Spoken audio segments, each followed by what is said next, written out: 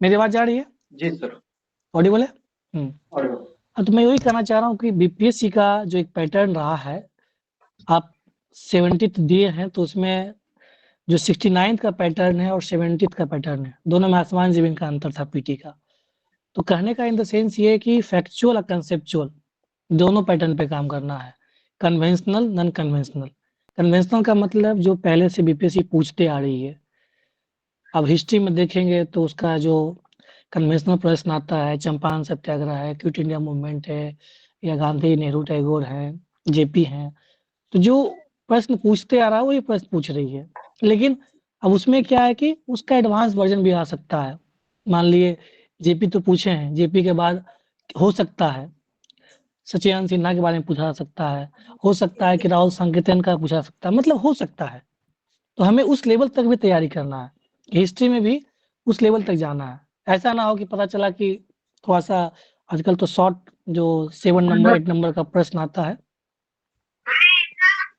Polity में आएंगे तो पॉलिटी में जो फैक्चुअल है, जो कन्वेंशनल प्रश्न आता है, फंडामेंटल राइट्स है, डीपीएचपी है, राज्यपाल है, उधर प्रेसिडेंट है, ये सब तो पूछा ही जा रहा है, पंचायती राज इंस्टीट्यूशन है।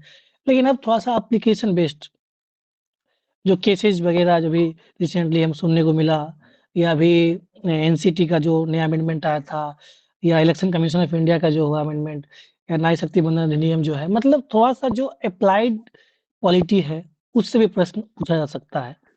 कहने का इन द सेंस है कि आपको दोनों तरीके से तैयार रहना होगा, एक एक्सट्रीम जो एडवांस लेवल जहाँ तक बीपीएससी जा सकती है, और जो पुराने पैटर्न है कन्वेंशनल मेथड, दोनों को तैयार करना है। पता चले कि आप एडवांस पढ़ लिए, कन्वेंशनल पढ़े ही नहीं और वही पैटर्न आ गया, तो उसमें बहुत सारे बच्चों को फायदा हो जाता है, और जो बहुत सारे बच्चे एडवांस लेवल के पढ़े हैं उसको नुकसान हो गया। तो ये गलती हम लोग को नहीं करना है, हम लोग दोनों पढ़ेंगे, पहले जो पुराने पैटर्न है उस पे भी काम करेंगे और एडवांस लेवल तक जाएंगे, यूपीएससी लेवल तक जाएंगे। तो उससे ये होगा कि आप हर तरह से तैयार रहेंगे। अभी आपके पास 2 से 3 महीने समय, पर्याप्त समय है, और होपफुली अगर कितना भी अगर जल्दी करती है बीपीएससी तो लास्ट मार्च या अप्रैल में एग्जाम लेगी। तो अगर अभी से देखा जाए तो फिर भी आपके पास 75 डेज है। 75 डेज कम नहीं होता है। रुपेश से कुछ कहना चाह रहे हैं? सर हम ये कहना चाह रहे हैं कि बच्चों को ये समझा दें अच्छी हम्म, तरीके से कि इस 70-80 दिन जो आपके पास हैं इसमें आपकी तैयारी हो सकती है और अच्छे से हो बिल्कुल सकती है। इसको अच्छे से बिल्कुल। समझा दें। देखिए 75-80 डेज कम नहीं होता है, बहुत समय है। बाकायदा उस समय को आपको यूटिलाइज करना होगा। अगर आप 7 to 8 आवर्स भी समय देते हैं डेली, कंसिस्टेंसी होना चाहिए। अब जैसे अगर हम लोग GS1 पे आते हैं तो GS1 में क्या है, आपका हिस्ट्री है, जो कि एक तरह से स्टैटिक पोर्शन है। वही 30-35 टॉपिक है, उस पे एक अच्छा नोट्स बना लेना है। बाकी हम लोग भी नोट्स शेयर करते हैं, तो वो नोट्स हो गया, एक दो सोर्स देख लेना है, उसको एक अच्छा सा नोट्स बना लेना है। उसी तरीके से आप GS1 में ही देखते हैं, आपका DI है। DI क्या है? जिसके पास थोड़ा सा बेसिक, चाहे वो एवरेज है, लॉस एंड प्रॉफिट है, फार्मूला थोड़ा सा काम कर लेना है, मतलब वो बेसिक है। अगर उस पर प्रैक्टिस कर लेते हैं आप 69 से लेकर के 56 से 59वीं तक, काफ़ी है। तो उस पे बहुत ज़्यादा काम करने की ज़रूरत नहीं। हाँ, उसमें डीआई में क्या होता है कि हम लोग एक गलती करते हैं, जब हम क्वेश्चन सेट करते हैं तो डेटा नहीं देख पाते हैं कि किसमें ज़्यादा डेटा क्लियर है। क्योंकि बीपीएससी मार्किंग तभी करती है जब उसका हूबहू आंसर मैच होता है। अगर आपका आंसर हूबहू मैच नहीं किया, they will deduct your marks, पहला। दूसरा क्या है, उसमें स्टेप वाइज होता है, तो वो सीख लेना है। वो कैसे होगा? जब आप प्रैक्टिस करेंगे। करंट अफेयर्स का सेक्शन बहुत ह्यूज है। पहले का पैटर्न क्या होता था कि सिर्फ आई आर पढ़ लिए, एनफ हो गया। वो भी आई आर में क्या होता था, आपका जो नेबरिंग कंट्री है, Indo Nepal, Indo Bangladesh, Indo Mauritius, मतलब जो नेबरिंग कंट्री है उसको पढ़ लिए, खत्म कहानी। अब वो जमाना गया। अब आईआर का मतलब सिर्फ नेबरिंग नहीं, सेंट्रल एशियन नहीं, European union, Canada, America, overall पढ़ना है। और पढ़ने के साथ साथ उसमें ये आपको क्रक्स रखना है, कोई भी, क्योंकि आपके पास अब जो शॉर्ट आंसर वाला प्रश्न आता है, अब उसमें क्या है कि आपके पास इतना कंटेंट हो कि आप दे सके। 7 नंबर का ही है, लेकिन 7 नंबर में अगर आप चाहते हैं कि 4 नंबर आए, 4.5 नंबर आए, तो ठीक-ठाक कंटेंट होना पड़ेगा, उसमें लिखना होगा 2 पेज। हर एक डायमेंशन को कवर करना होगा। पॉलिटिकल है, इकोनॉमिक है, सोशल है, कल्चरल है, तो उसको आपको अपना डायमेंशन को डाइवर्सिफ़ाई करना है। ये कब होगा?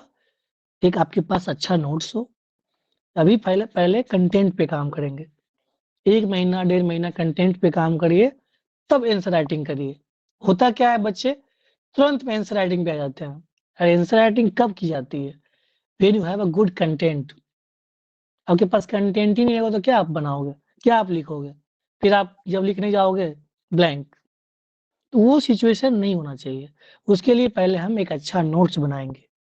नोट्स नहीं है, हम लोग नोट्स शेयर करेंगे, नोट्स बताएँगे, कैसे बनाना है, क्या-क्या सोर्स होना चाहिए, उस पे काम करेंगे। जिस तरह से जीएस 1 में है, उसी तरह से जीएस 2 में भी है। पॉलिटी आपका बहुत उसमें भी स्टैटिक है। शुरू से करते हैं, शुरू सिटीज़नशिप है, फंडामेंटल राइट्स है, डीपीएसपी है, उधर आपका सेंटर स्टेट रिलेशन है, इधर पंचायती राज, इलेक्शन कमीशन ऑफ इंडिया, ये सब स्टैटिक है। लेकिन उसमें आपको नया इनोवेशन करना है। उससे संबंधित कोई केसेज़ आया है, कोई एक्ट आया है, उस पे हम लोग काम करेंगे। ताकि क्या हो सकता है, उससे ये होगा कि एक आंसर में थोड़ा-सा अलग दिखेगा। पता चलता है कि जो लिख रहा है बच्चे, हम भी वही लिख रहे हैं। तो कुछ नया नहीं होना चाहिए उसमें। रुपेश सर कुछ बोल रहे हैं? बिल्कुल सर, GS2 की ओर बढ़ें। हुँ, तो पॉलिटी पे भी उसको इनोवेटिव बनाएँगे। लक्ष्मीकांत तो पढ़ना है, लेकिन साथ-साथ उसको करंट से ऐड करना है। करंट अफेयर्स से ऐड होना चाहिए, ताकि लगे थोड़ा-सा मान लीजिए अब जैसे कि उसमें डायग्राम बना सकते हैं। आजकल एक ये आता है कि क्वेश्चन बेस्ड, येस और नो। जैसे कि if India will be federal, then yes क्या-क्या हो सकता है? If India is not federal, quasi federal, no में क्या-क्या है? क्या नुकसान है उसका? क्या फ़ायदा है? जो पैटर्न है हम लोग वो देख रहे हैं, लेकिन थोड़ा-सा उसको अलग करेंगे। एक तो गोल बना करके हम लोग पॉइंट देते हैं, वो तो ठीक है। लेकिन एक होता है क्वेश्चन बेस्ड। आप बना दिए हैं उसमें कि अगर इंडिया फेडरल है या संघवाद या क्वासी फेडरल है, तो उसके क्या-क्या बेनिफिट्स है? यस, नो, नीचे नो कर दिए। क्या-क्या नुकसान है? तो थोड़ा-सा अलग करना है, इनोवेटिव बनाना है। क्योंकि जब जीएस 2 में देखते हैं तो उसमें मैप्स का डायमेंशन सिर्फ़ ज्योग्राफी में होता है। वो भी कोर ज्योग्राफी का प्रश्न आता है तो। लेकिन अगर एप्लाइड इकोनॉमिक्स, एप्लाइड ज्योग्राफी होता है तो मैप्स का चांसेज़ कम होता है। लेकिन उसको भी हम कैसे इनोवेटिव बनाएँगे, ये प्रयास करना होगा। जीएस अ, जीएस 2 में हम लोग देखते हैं पॉलिटी के बाद सेक्शन 2 इकोनॉमिक ज्योग्राफी होता है। इकोनॉमिक ज्योग्राफी में कोर इकोनॉमी बहुत कम पूछा जाता है, लेकिन एप्लाइड इकोनॉमिक्स पूछते हैं। जैसे आपका सिलेबस है, इंफ्रास्ट्रक्चर है, एग्रीकल्चर है, इंडस्ट्री है, लॉजिस्टिक सेक्टर है, कुछ-कुछ एप्लाइड में जैसे कि आपका पॉपुलेशन है, तो कैसे उसको हम आइडेंटिफ़ाई करेंगे, कैसे उसका क्या-क्या मेजर्स है गवर्नमेंट का, उससे हम इंटरलिंक करते हैं, अलग-अलग तरीका है। इंट्रोडक्शन देना होता है, उसके साथ उसके क्या फीचर्स होते हैं, क्या सिग्निफिकेंस है, क्या पॉजिटिव आउटकम्स है, क्या नेगेटिव आउटकम्स है, क्या उसका इम्प्लीकेशन है, क्या कुछ संबंधित गवर्नमेंट का स्कीम है, क्या सजेशन होना चाहिए, collaboration, integration, under one roof, बहुत तरीके के वर्ड्स हैं, उसको हम लोग पहले से तैयार करके रखेंगे। ये नहीं कि वहाँ पे हमें क्योंकि उस टाइम को बचाना है, समय बहुत कम होता है। तो वो जो कुछ कंक्लूजन हो गया, इंट्रोडक्शन हो गया, कुछ कोट्स हो गया, मैप्स हो गया, फैक्ट्स हो गया, संस्था का नाम हो गया, तो ये सब हम लोग एक एक कॉपी बनाना है स्टैटिक, मतलब उसमें फैक्ट्स एंड डेटा एक कॉपी होना चाहिए। उसमें क्या-क्या हो सकता है, अलग-अलग इकोनॉमी में हो सकता है, इकोनॉमी में बहुत सारा सेक्शन हो सकता है, पॉवर्टी, इंडस्ट्री, इंफ्रास्ट्रक्चर, लॉजिस्टिक। उसी तरह से आएँगे मान लीजिए सोसाइटी में, जीएस 1 में है, हिस्ट्री में, जो रिसेंट में कुछ अगर गवर्नमेंट का इनिशिएटिव हुआ है, जैसे मिथिला पेंटिंग, मधुबनी पेंटिंग, पटना कलम, तो थोड़ा-सा उसको हम लोग बनाएँगे, दिखाएँगे आपको नोट शेयर करेंगे, कि कैसे हम लोग स्टैटिक फैक्ट का भी एक अलग नोट होना चाहिए। कौन-कौन फैक्ट्स, कौन-कौन संस्था जैसे मान लीजिए इकोनॉमी का बात करेंगे, do you know CMI, CII सब जानते हैं संस्था का नाम? कोई बताइए? सीएमआई अनु बोल रही है, थैंक यू सर, आपका बात सही हो गया। चलिए, बहुत बहुत धन्यवाद। बताइए सीएमआई के बारे में बताइए, और जो सर बोल रहे हैं ना इसको नोट करते जाइए आप लोग। CMIE का फुल फॉर्म कोई बताइए, anyone? Centre for monitoring economic research Indian and economic. Good. ये कौन सा डेटा रिलीज करती है? अनएम्प्लॉयमेंट सबका करती है। हाँ, अनएम्प्लॉयमेंट। क्वार्टरली करती है, तो क्या ये सर मंथ हम इसमें काम भी किए हैं, वाह, PMI में हम ओके, सब वेरी काम गुड, किए हैं। Very good, very good. तो ये बताइए हमें, साकेत, जो काम की वो नहीं बताएंगे, जो नहीं काम की ये बताइए, क्या ये प्राइवेट संस्था है या सरकारी संस्था है या कौन सी संस्था है या एनजीओ है? प्राइवेट। एनीवन मोर? प्राइवेट है सर। प्राइवेट है। हाँ, ठीक है, मतलब बिल्कुल। प्राइवेट है, लेकिन एक तरह से ये नॉन प्रॉफिट ऑर्गेनाइजेशन है। ठीक है, उसको हम लोग बोलते हैं नॉन प्रॉफिट ऑर्गेनाइजेशन। प्राइवेट कहने से बेहतर है उसको आप कहिए नॉन प्रॉफिट ऑर्गेनाइजेशन। जैसे एनजीओ। एक है आपका, हाँ, एक आपका प्रथम का नाम सुना है? Yes sir. जी सर। और सर रिपोर्ट वो जो क्या जारी रिलीज करती है? करता है ये एजुकेशन का। सर प्रथम है। स्टेटस ऑफ एनजीओ है एजुकेशन। वो तो। हाँ, एनजीओ है। इनका सर, NGO है। कार्तिकेयन सर आपको यहाँ रोकना जैसे कि चाहेंगे। हाँ, बताइए ना। सर, ऐसे नहीं होता है, जब इतने बच्चे, शानदार सब बच्चे जुड़े हुए हैं हमारे पास, ठीक है, हाँ, और अभी मैं रिजल्ट निकाल के हाँ, देख रहा था, हमारे इंस्टीट्यूट से हाँ, 60 से 70% लड़कों का रिजल्ट हुआ है। तो नहीं, बहुत ये बहुत तो अच्छे हमारी बच्चे हैं। अचीवमेंट है। हाँ, बिल्कुल, बिल्कुल। हाँ, बस मैं ये कहना चाह रहा हूँ कि और ये थोड़ा बच्चे सा हम लोग आप उसी पूछ रहे को, हैं सर, लाइव जवाब दे रहे हैं, काफी अच्छे बच्चे भी हाँ, हैं। बिल्कुल, बिल्कुल, बिल्कुल बिल्कुल। सर। चलिए, ठीक है, तो बताइए, एक और मैं पूछ ही लेता हूँ। IPEF। Indo Pacific Pacific economic framework. जी सर। लग रहा है बच्चे सब तेज हो गए हैं रुपेश सर। सर, तेज बच्चे रहते ही हैं अपने पास। इतना मेहनत किया जाता है इनके पीछे। चलिए, बहुत बढ़िया। तो यूट्यूब ये पे मेरा सर कहने का मतलब, अब देखिए, कमेंट पढ़ेंगे ना तो उनको लगेगा कि ऐसे बच्चे सब जुड़े कहाँ से हैं। बहुत लोग तो डर रहा था कि भाई इनके इंस्टीट्यूट में ज्यादा तेज तेज बच्चा है, इनसे मत कंपेयर करो कि नहीं, कट ऑफ जो सर बता रहे हैं वही जाएगा, और वही हुआ। ठीक है सर, आगे बढ़े। बिल्कुल। देखिए, ये आप बता पा रहे हैं। अब देखिए, पीटी में क्या था, आपको सर, एक क्वेश्चन है। दिखा था। कोई बात नहीं, आपको मिल जाएगा। ठीक है, हम लोग प्रश्न पे आएंगे। प्रश्न है, इसी प्लेटफॉर्म पे 10 बजे से स्टूडेंट विंडो जो यूट्यूब चैनल है वो जुड़ने वाला है। 69th बीपीएससी मेंस के कॉपी एवेल्यूएशन में जिन बच्चों के साथ इंजस्टिस हुआ है, वो स्टूडेंट विंडो वाले हाई कोर्ट में जा रहे हैं केस दायर करने के लिए, PIL दायर करने के लिए। तो आप लोगों को जिनके साथ भी इंजस्टिस हुआ है वो उनके साथ बात करेंगे। 10 बजे से वो इसी सेशन पे, इसी प्लेटफॉर्म पे, इसी लिंक पे जुड़ेंगे। तभी आप लोग सर की बात को सुने, उसको नोट करें, और क्वेश्चन हम लोग लास्ट में लेंगे। Continue sir. Okay sir. ठीक है, तो हम लोग इससे बात कर रहे थे कि ये जो संस्था है पीटी, हम लोग क्या था कि IPF दिखा, उस पे ऑप्शन चेक करना था कौन सा सही होगा। अब मेंस में आपको ऑप्शन नहीं मिलेगा। अब आपको क्या करना है, खुद लिखना है। तो ये सब चीजें याद होनी चाहिए। याद कैसे होगा? जब उसको आप हैबिट में लाएंगे, आपके नोट्स में होगा, या आपके एक फैक्ट्स एंड फिगर्स वाली कॉपी में लिखा हुआ होगा। जैसे पॉवर्टी की बात आई तो कौन कौन सी संस्था हो सकती है? UNDP हो सकती है, MPI तो कौन कौन सी संस्था हो सकती है, आपके माइंड में वो चलना चाहिए। जब भी इकोनॉमी की बात हुआ तो कौन कौन सी संस्था हो सकती है। इंफ्रास्ट्रक्चर का बात आएगा तो competition, CCI, competition commission of India. जब भी आप बात होगा कि फेयर कंपटीशन की बात हो रही है, मोनोपोली चल रही है, डिओपोली चल रही है, तो उसको कैसे जस्टिफाई करेंगे? तो मेरा कहने का मतलब कि ये आपके हैबिट में आ जाना चाहिए। कब आएगा? आपका एक कॉपी अभी से ही बनाइए, फैक्ट्स एंड फिगर्स। उसमें क्या करेंगे आप, अलग अलग सेक्शन बांट रखेंगे। और जब भी आप न्यूज़पेपर पढ़ रहे हैं, मैगजीन पढ़ रहे हैं, उसमें क्या करना है, उसमें लिख डालना है कि ये नया चीज हमने सीखा, ये according to CMI unemployment rate ये है, अकॉर्डिंग टू दिस ये है। उससे क्या होगा, आपके एडिशन, वैल्यू एडिशन होती जाएगा कंटेंट में।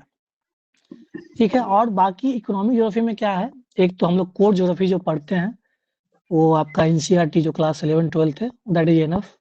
उससे आप बेहतर नोट्स बना सकते हैं, या जो प्रीवियस ईयर आप देखेंगे BPSC का तो बहुत ज़्यादा। लेकिन हाँ, ये जब से शॉर्ट आंसर वाला प्रश्न आता है तो उसमें आपको कोर ज्योग्राफी पे काम थोड़ा सा करना है उसमें मैथ्स वगैरह का, लेकिन जो इकोनॉमी है वो पूरा अप्लाइड है। लेकिन इसके मतलब ये नहीं कि आप कोर छोड़ दीजिए। मान लीजिए पूछ दिया कि भाई अब बता दीजिए बजट स्ट्रक्चर बता दीजिए या कैसे पास होता है, तो वहाँ पे आप ब्लैंक हो जाए, कट मोशन, टोकन मोशन, ये सब आप नहीं बता पाए या नहीं लिख पाए। तो ये भी नहीं करना है। आपको इकोनॉमी में कोर का किस पैटर्न पे आ रहा है, किस कंटेक्स्ट में आ रहा है। तो मैगज़ीन भी पढ़ना है, लेकिन वो इंक्लिनेशन आना चाहिए जो आपका बीपीएससी का प्रीवियस ईयर पैटर्न है, उसके हिसाब से। तो हम लोग नीचे से ऊपर तक चलेंगे। साइंस एंड टेक हमने आपको सैंपल भी दिखाया था क्लास में करके कि कैसे हम लोग अप्लाइड करते हैं। जो हमारा कोर साइंस एंड टेक्नोलॉजी का सिलेबस है, जैसे नैनो टेक्नोलॉजी है, बायोटेक्नोलॉजी है, आईसीटी है, रोबोटिक्स है, इधर आप आते हैं तो हेल्थ है, 3D 4D प्रिंटिंग है, बहुत सारा सेक्शन है। तो एक ये आपका कोर साइंस एंड टेक है, लेकिन उसका क्या अप्लाइड है, कैसे हम लोग उसको यूज करते हैं, use of science and tech, या कैसे application of science and tech in various dimension, various fields, health में, एग्रीकल्चर में, वेस्ट मैनेजमेंट में, इन्वायरमेंट में, पॉल्यूशन में, पॉपुलेशन में, बहुत सारा सेक्शन है। तो जिस तरह से हमने बात किया कि ज्योग्राफी का भी अलग-अलग सेक्शन है, core geography, applied geography. Applied का मतलब आप जो देखते हैं पॉपुलेशन, ह्यूमन पॉपुलेशन के बारे में पढ़ते हैं, ह्यूमन ज्योग्राफी के बारे में पढ़ते हैं, या हमारा डाइवर्सिफाइड जो रिसोर्सेज है, इधर आते हैं कोर इकोनॉमी और एप्लाइड इकोनॉमी। उसी तरीके से साइंस एंड टेक, जो कोर साइंस एंड टेक का सिलेबस है, साथ में एप्लाइड साइंस एंड टेक्नोलॉजी कि कहाँ-कहाँ, जैसे स्मार्ट टाउन या अभी जो हम लोग स्मार्ट सिटी का जो प्रोजेक्ट है, उसको कैसे हम लोग अप्लाई कर सकते हैं साइंस एंड टेक्नोलॉजी। ये प्रश्न 3 साल पहले आया था, लेकिन अब उसमें और नया बदलाव हो सकता है। अभी हम लोग इंडस्ट्रियल हब की तरफ बढ़ रहे हैं, तो उसमें आप कैसे आप लिंक कर सकते हैं इंडस्ट्रियल स्मार्ट सिटी, उसमें साइंस एंड टेक्नोलॉजी को कैसे लिंक कर सकते हैं। तो क्या ध्यान रखना है कि आपको एक कोर जो सब्जेक्ट है वो भी पढ़ना है, साथ-साथ एप्लाइड, लेकिन उसमें ध्यान ये रहना है कि इतना नहीं घुस जाना है, पता चले कि आप जो सिलेबस है या जो प्रीवियस ईयर पैटर्न है, उससे आप डेविएट हो गए। वो हम लोग बताएँगे कितना पढ़ना है, क्या पढ़ना है। हमने कई क्लास भी लिया है, तो उसमें बताया भी है कि कैसे आपको अप्रोच करना है। ये आपका GS1, GS2 का। ऐसे में क्या है, ऐसे में अलग-अलग अप्रोच होता है लिखने का। जब ऐसे में आते हैं हम लोग, तो एक होता है कि आपका 1 और 2, सेक्शन 1, सेक्शन 2, जो GS सब्जेक्ट्स है, उस पे प्रश्न आता है।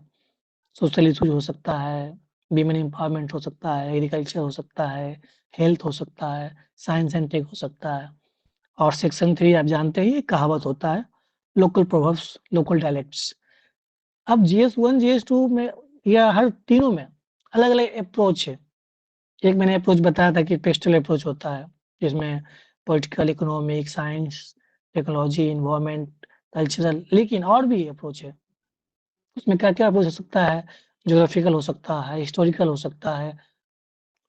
मतलब एक साथ हम लोग कई डायमेंशन पे काम करें, ताकि हमारे पास कंटेंट की कमी नहीं हो। और ऐसे में लगभग 12 पेज लिखना होता है, तो एटलीस्ट 12 पेज अगर ब्लैंक है, तो प्रयास ये करना है कि आप 10 पेज तो ज़रूर लिखें।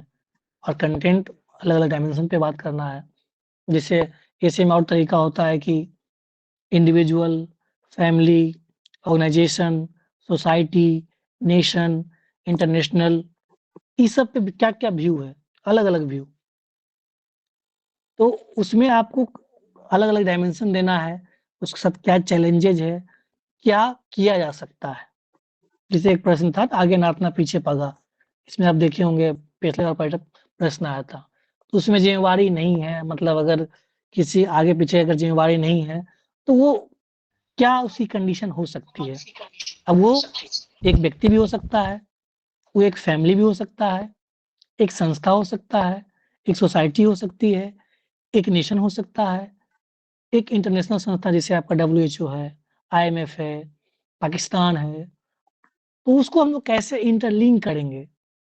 अलग-अलग पैटर्न। एक अप्रोच है SDG approach, life on land, poverty, health, education, renewable energy, उस पे अप्रोच पे हम चल सकते हैं इसी को लेकर के।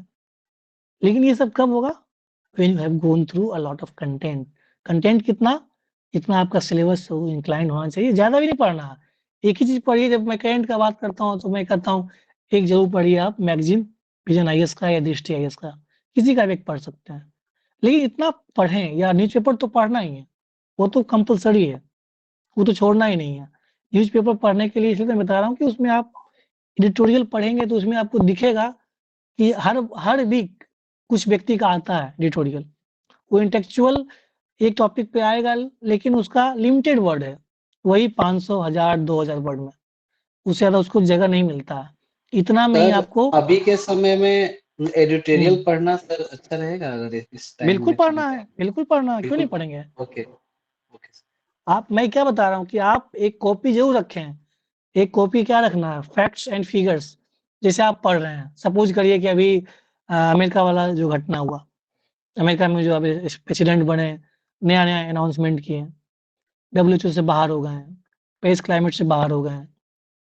अभी किस हद तक वर्ल्ड के लिए मतलब सही है, या इन अमेरिका के लिए जो उसका है मेक अमेरिका ग्रेट अगेन, मागा प्रोजेक्ट, आप अलग-अलग कॉन्टेक्स्ट में, अब उतने ही वो 1000 वर्ड्स में ही एक जो इंटेलेक्चुअल है जो लिख के आ रहा है, संपादकीय लिख दे रहा है, वो चीज़ डेवलप करना है कि कैसे हर एक डायमेंशन को टच करते हुए, ऐसा नहीं कि वो बायस लिखता है, बैलेंस करके लिखता है। क्यों लिखा जाता है? क्योंकि उसको भी ऐसा है ना कि ताकि आप इधर भी लास्ट में आप छोड़ दिए कि ऐसे किया जा सकता है। देखिए सर कुछ शेयर कर रहे हैं ये, तो कहने का मतलब है कि आप जो आंसर लिखें, ऐसा लिखें कि जब बहुत ज़्यादा क्रिटिक भी ना हो जाए, और बहुत ज़्यादा ऐसा ना लगे कि चमचागिरी हो रही है। बैलेंस्ड आंसर हो, साथ में आप सजेस्टिव अप्रोच दीजिए। वही वही सर मैं थोड़ा-सा दिखाना चाह रहा हूँ। ये इस पे कल डिटेल में बिल्कुल। मैंने क्लास भी लिया था, बच्चों से बात भी किया था कि किस तरीके से आपके लिए हम लोग प्रिपेयर कर रहे हैं। खुद भी आप लोगों को पढ़ना है। जो छात्र ये सवाल कर रहे थे कि सर क्या एडिटोरियल पढ़ना अभी सही रहेगा? यही समय है, सही समय है और अभी ही एडिटोरियल पढ़ना है। पढ़ना ही पढ़ना है, ज़्यादा नहीं। किसी एक न्यूज़पेपर का ज़रूर पढ़ें। इंग्लिश मीडियम वाले इंडियन एक्सप्रेस को पढ़ें, हिंदी मीडियम वाले दैनिक जागरण या दैनिक भास्कर किसी को पढ़ सकते हैं। लेकिन पढ़ना ज़रूर है। जैसे दैनिक जागरण में डॉक्टर भरत झुनझुनवाला का जो एडिटोरियल आता है हर मंगलवार को, इतना शानदार वो इकोनॉमिक्स पे लिखते हैं, आप जब आप पढ़ेंगे तो आपका दिमाग खुल जाएगा। और अगर आप एडिटोरियल नहीं पढ़ पा रहे हैं, जैसे कि बहुत अच्छे लोग हैं, डॉक्टर भरत झुनझुनवाला हो गए या चेतन भगत लिखते हैं, या कई बार राजदीप सरदेसाई अगर नॉन पॉलिटिकल इशू पे लिखते हैं, या फिर क्या कहते हैं एक इंटरनेशनल रिलेशन पे ये इसमें सी राजा मोहन साहब लिखते हैं। तो इन लोगों को पढ़िए, इंडियन एक्सप्रेस में इनका आता है। तो इन लोगों को पढ़िए, पढ़ने के बाद ही आपका इंटेलेक्चुअल लेवल बढ़ेगा, आपको वो इंटरव्यू में मेंस में काम आएगा, जब तक उसका नोट्स नहीं बना लेंगे। ये तो एक सैंपल है कि किस तरीके से देखिए कि बिहार की न्यूज़ को भी कवर करने के लिए मैंने बाकायदे एक-एक चीज़ इसमें लिखा है कि कैसे भागलपुर में जो हवाई अड्डा बनेगा उसमें एआई तय कर रहा है, मुख्यमंत्री खेल विकास योजना से प्रखंडों में आउटडोर स्टेडियम बनाए जाएँगे। तो ये पेपर में जो डेली आता है ना, उसको हम लोग लिखते रहते हैं। जैसे नेवा के बारे में कल मैंने चर्चा किया था कि कैसे नेशनल ई-विधान एप्लीकेशन बिहार विधान परिषद पहली बार लागू किया था पूरे देश में। अभी आप जान रहे हैं कि बिहार विधानसभा में जो है कि 50वें अखिल भारतीय पीठासीन अधिकारी का सम्मेलन का आयोजन किया जा रहा है। ये मैंने कल पूरा डिस्कस किया था, इसको इसलिए मैं इस पे समय नहीं लेना चाह रहा हूँ। सिर्फ आपको बताना चाह रहा हूँ कि करंट अफेयर का न्यूज़पेपर पढ़ना आपके लिए सबसे ज़्यादा ज़रूरी है अभी। न्यूज़पेपर पढ़ने में ज़्यादा देर नहीं लगता है, मुश्किल से आधा घंटा, 45 मिनट तो एक्सेस हो गया। अगर आप पढ़ने के लिए अच्छे से जानते हैं तो 30 मिनट्स इज़ इनफ, उससे ज़्यादा नहीं लग सकता है। हम लोग तो 30 मिनट में पढ़ भी लेते हैं, साथ के साथ नोटिंग भी कर लेते हैं बहुत सारा चीज़। बहुत होता है जिस दिन ज़्यादा नोट करना रहा तो 45 मिनट, 50 मिनट लगता है, उससे ज़्यादा तो लगता ही नहीं है। तो आपको भी नहीं लगना चाहिए, वो तरीका हम लोग भी सिखा देंगे। ठीक है? बाद बाकी सर अभी जो चीज़ें को बता रहे हैं इसको आप नोट ज़रूर करते जाएँ। Okay sir. परिचय करा दूँ, शशि सर बीपीआरओ हैं और ये आपके साथ जुड़ते रहते हैं लगातार, हमारे टीम के मेंबर हैं। तो शशि सर से भी कुछ सुनिए, तब तक हम लोग नोट्स शेयर कर रहे हैं। अभी कार्तिकेयन सर अपना नोट्स दिखाएँगे पूरा इंग्लिश मीडियम का, उसके बाद हम जो है कि बहुत सारा नोट्स दिखाएँगे जो हिंदी में है। यानी दोनों मीडियम की सारी व्यवस्था हमारे पास उपलब्ध है। Shashi sir over to you. Thank you Rupesh ji. सबसे पहले जो भी जिनका भी चयन हुआ है उनको बहुत बहुत शुभकामनाएं, और जिनका चयन नहीं हुआ है उनको भी।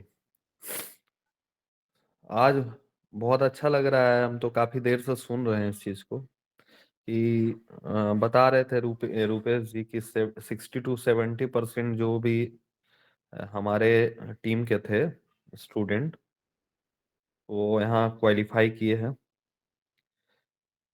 कुछ बातें हम भी बताना चाह रहे हैं मेंस के रिगार्डिंग, क्योंकि इससे पहले भी मैंने भी मेंस लिखा है बीपीएससी में, जेपीएससी में और यूपी पीसीएस में। तो सबसे पहले कार्तिकेयन सर जो बताए आपको कि पहले नोट्स बनाइए, ठीक है। नोट्स बनाना बहुत जरूरी है। नोट्स का कह सकते हैं आप, जैसे एक सर बताएं कि आप जितना फैक्ट्स एंड फिगर है, ठीक है, उसको आप एक अलग कॉपी में लिखिए। मान लीजिए कि पोवर्टी से रिलेटेड कोई ये क्वेश्चन आया है, ठीक है, तो आपको डाटा आप याद नहीं कर सकते हैं, ठीक है, लेकिन आप जब क्वेश्चन आता है, मान लो मेंस सीरीज ज्वाइन किए हो और उसमें अगर क्वेश्चन आता है पोवर्टी पे, तो आपके दिमाग में तुरंत स्ट्राइक कर जाना चाहिए कि अच्छा, पोवर्टी से रिलेटेड कौन सा डाटा हो सकता है, कौन सा एजेंसी कौन सी डाटा को पब्लिश करती है और उनका क्या आंकड़ा रहा है, ठीक है। और कंपैरिजन जो होता है वो मतलब ईयर टू ईयर होता है ना। तो इस चीज का ध्यान रखना होगा। दूसरी बात मैं बताना चाह रहा हूँ कि आप कीवर्ड्स पे ज्यादा फोकस कीजिए, है ना। क्वेश्चन जब आप प्रैक्टिस कीजिएगा मेंस के दौरान, तो कीवर्ड्स का जरूर ध्यान रखें। क्वेश्चन को तोड़े, ठीक है। मान लो कोई क्वेश्चन आया, ठीक है, तो उसको आप कितने भाग में तोड़ सकते हैं, जब आप कीवर्ड्स को तोड़िएगा उसके कीवर्ड्स को, तो उसी समय आपका डायमेंशन जो है वो पता चल जाएगा कि अच्छा, हमको इनकी इन डायमेंशन पे इनको जवाब देना है ना। तो फर्स्ट ऑफ ऑल मतलब मेंस राइटिंग का पहला चीज है कि आप क्वेश्चन को ब्रेक कीजिए सिंपलर फॉर्म में, है ना। ये मेंस का पहला नियम, ठीक है। दूसरा नियम सर बताएं कि आप फैक्ट्स एंड फिगर को एक कॉपी, पतला सा कॉपी ले लीजिए। उसमें हर एक, ये क्या कह सकते हैं, हर एक इंस्टीट्यूशन का जो डाटा रिलीज होता है जो आपके एग्जाम के लिए मतलब उपयोगी है, उसको आप नोट डाउन कीजिए और उसको प्रैक्टिस में लाइए। तीसरा चीज है, आप डिफरेंट थीम्स को लिखिए, ठीक है। मान लो आप ए से राइटिंग लिख रहे हैं, ठीक है, तो कोई भी पॉलिटिकल थिंकर या नेशनल फ्रीडम फाइटर्स, ठीक है, अपना विचार रखे हों, ठीक है। मान लो मान लो सोशलिज्म पे गांधी जी क्या बोले, पॉवर्टी पे गांधी जी क्या बोले, ठीक है। आप सोशलिज्म पे रूसो क्या बोले, ठीक है। तो ये इस तरीके से आप इस चीज को आप नोट डाउन कर सकते हैं। अगर थीम ऑनलाइन मिल जाता है तो भी बहुत अच्छी बात है, लेकिन हम कहेंगे कि ऑनलाइन तो हर चीज अवेलेबल है मार्केट में।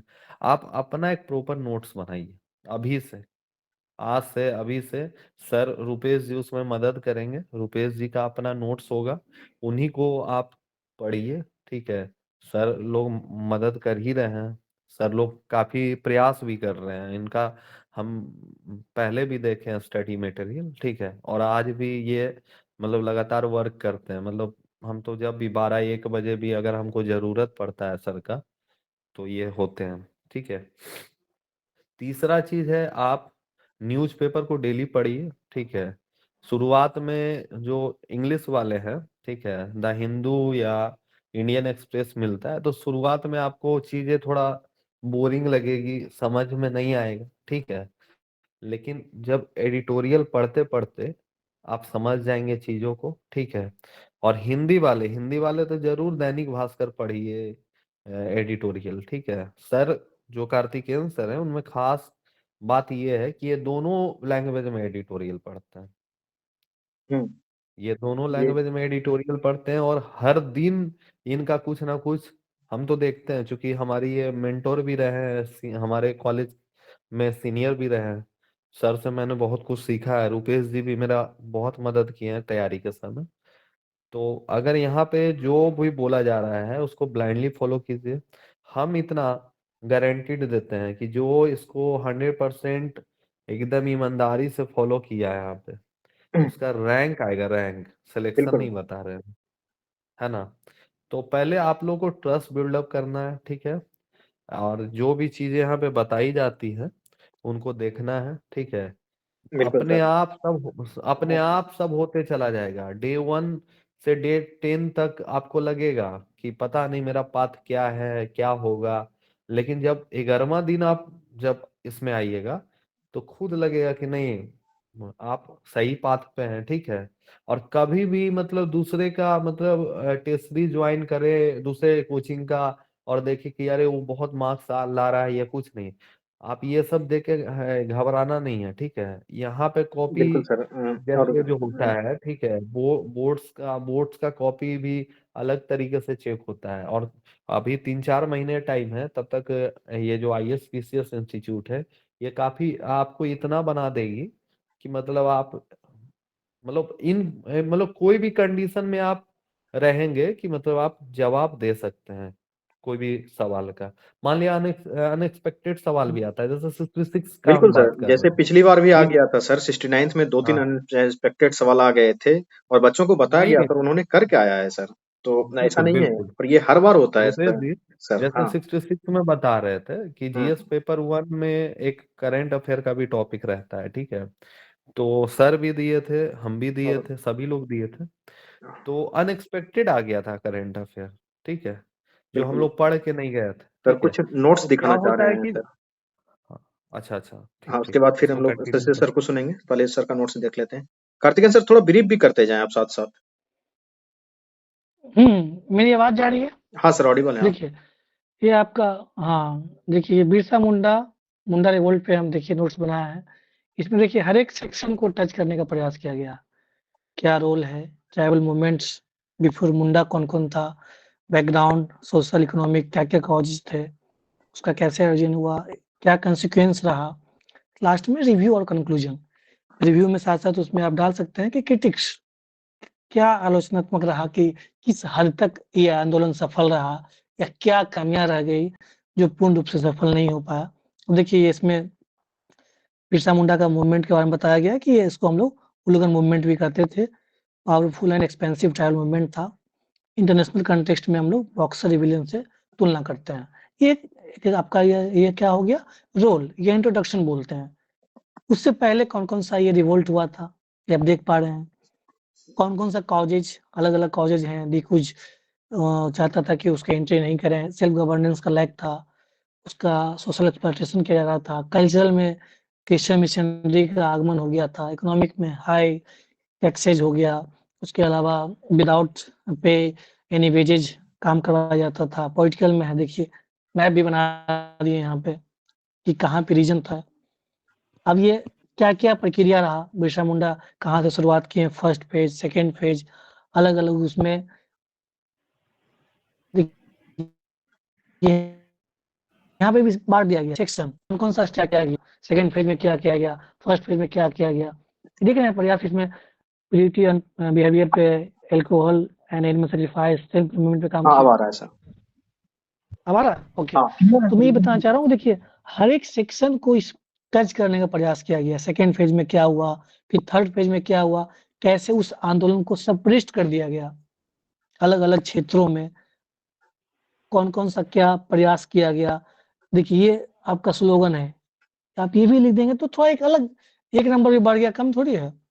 कटोंग बाबा कटोंग, हाँ शायद सर, कटोंग कटोंग। मैं यहाँ पे आपको रोकना चाहूंगा हाँ। कि जब ये क्लास में हम बिरसा मुंडा वाला पढ़ाए थे और ये आंदोलन जब हुँ, पढ़ा रहे थे, तो ये बताए भी थे हुँ, बाकायदे कि इसको लिखना हुँ। है। मैंने नोट भी करवा दिया था, कटोंग बाबा कटोंग, साहब कटोंग, राजा कटोंग। उसको बताया था कि किस रानी तरीके कटोंग से बिल्कुल। यूरोपियन को काटो, आउटसाइडर्स को काटो।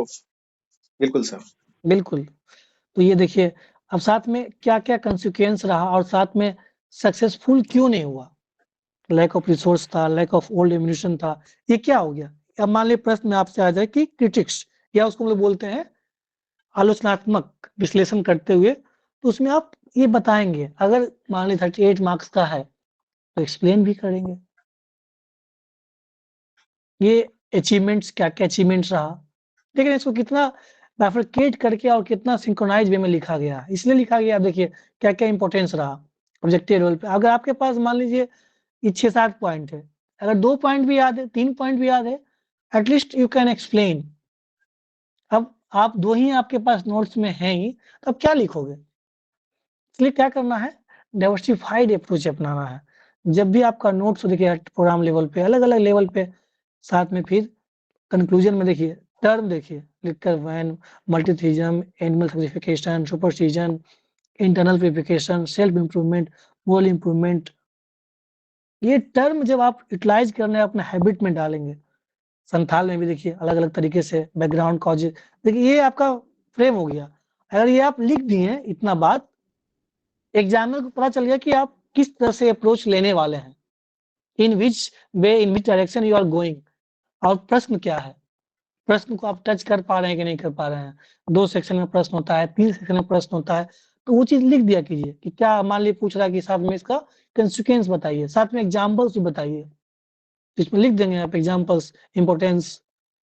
ये आपका माइंड फ्रेम यही है, पूरा एक तरह से ओवरव्यू कि हम ऐसे चलने वाले हैं। ऐसा नहीं कि ये तो मान ली इन जनरल हमने लिखा है, जैसा प्रश्न का डिमांड होगा वैसा आप ऐसा बना लेंगे।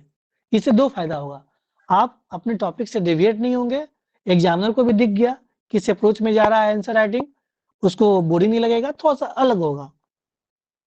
देखिए अलग अलग उसमें एग्जाम्पल दिया गया है, notes on Indian history, Karl Marx का जो था, ये देखिए mention by Karl Marx in his notes. फिर रविन्द्रनाथ टैगोर भी इसका चर्चा किए हैं, चाइना का टाइपिंग रिवोल्ट से भी चर्चा किया गया है, बैकग्राउंड अलग अलग जो टर्म है, देख पा रहे हैं कितना मतलब एक बेहतर तरीके से लिखा गया है। कॉजेज है, क्या क्या कॉजेज हो सकता है,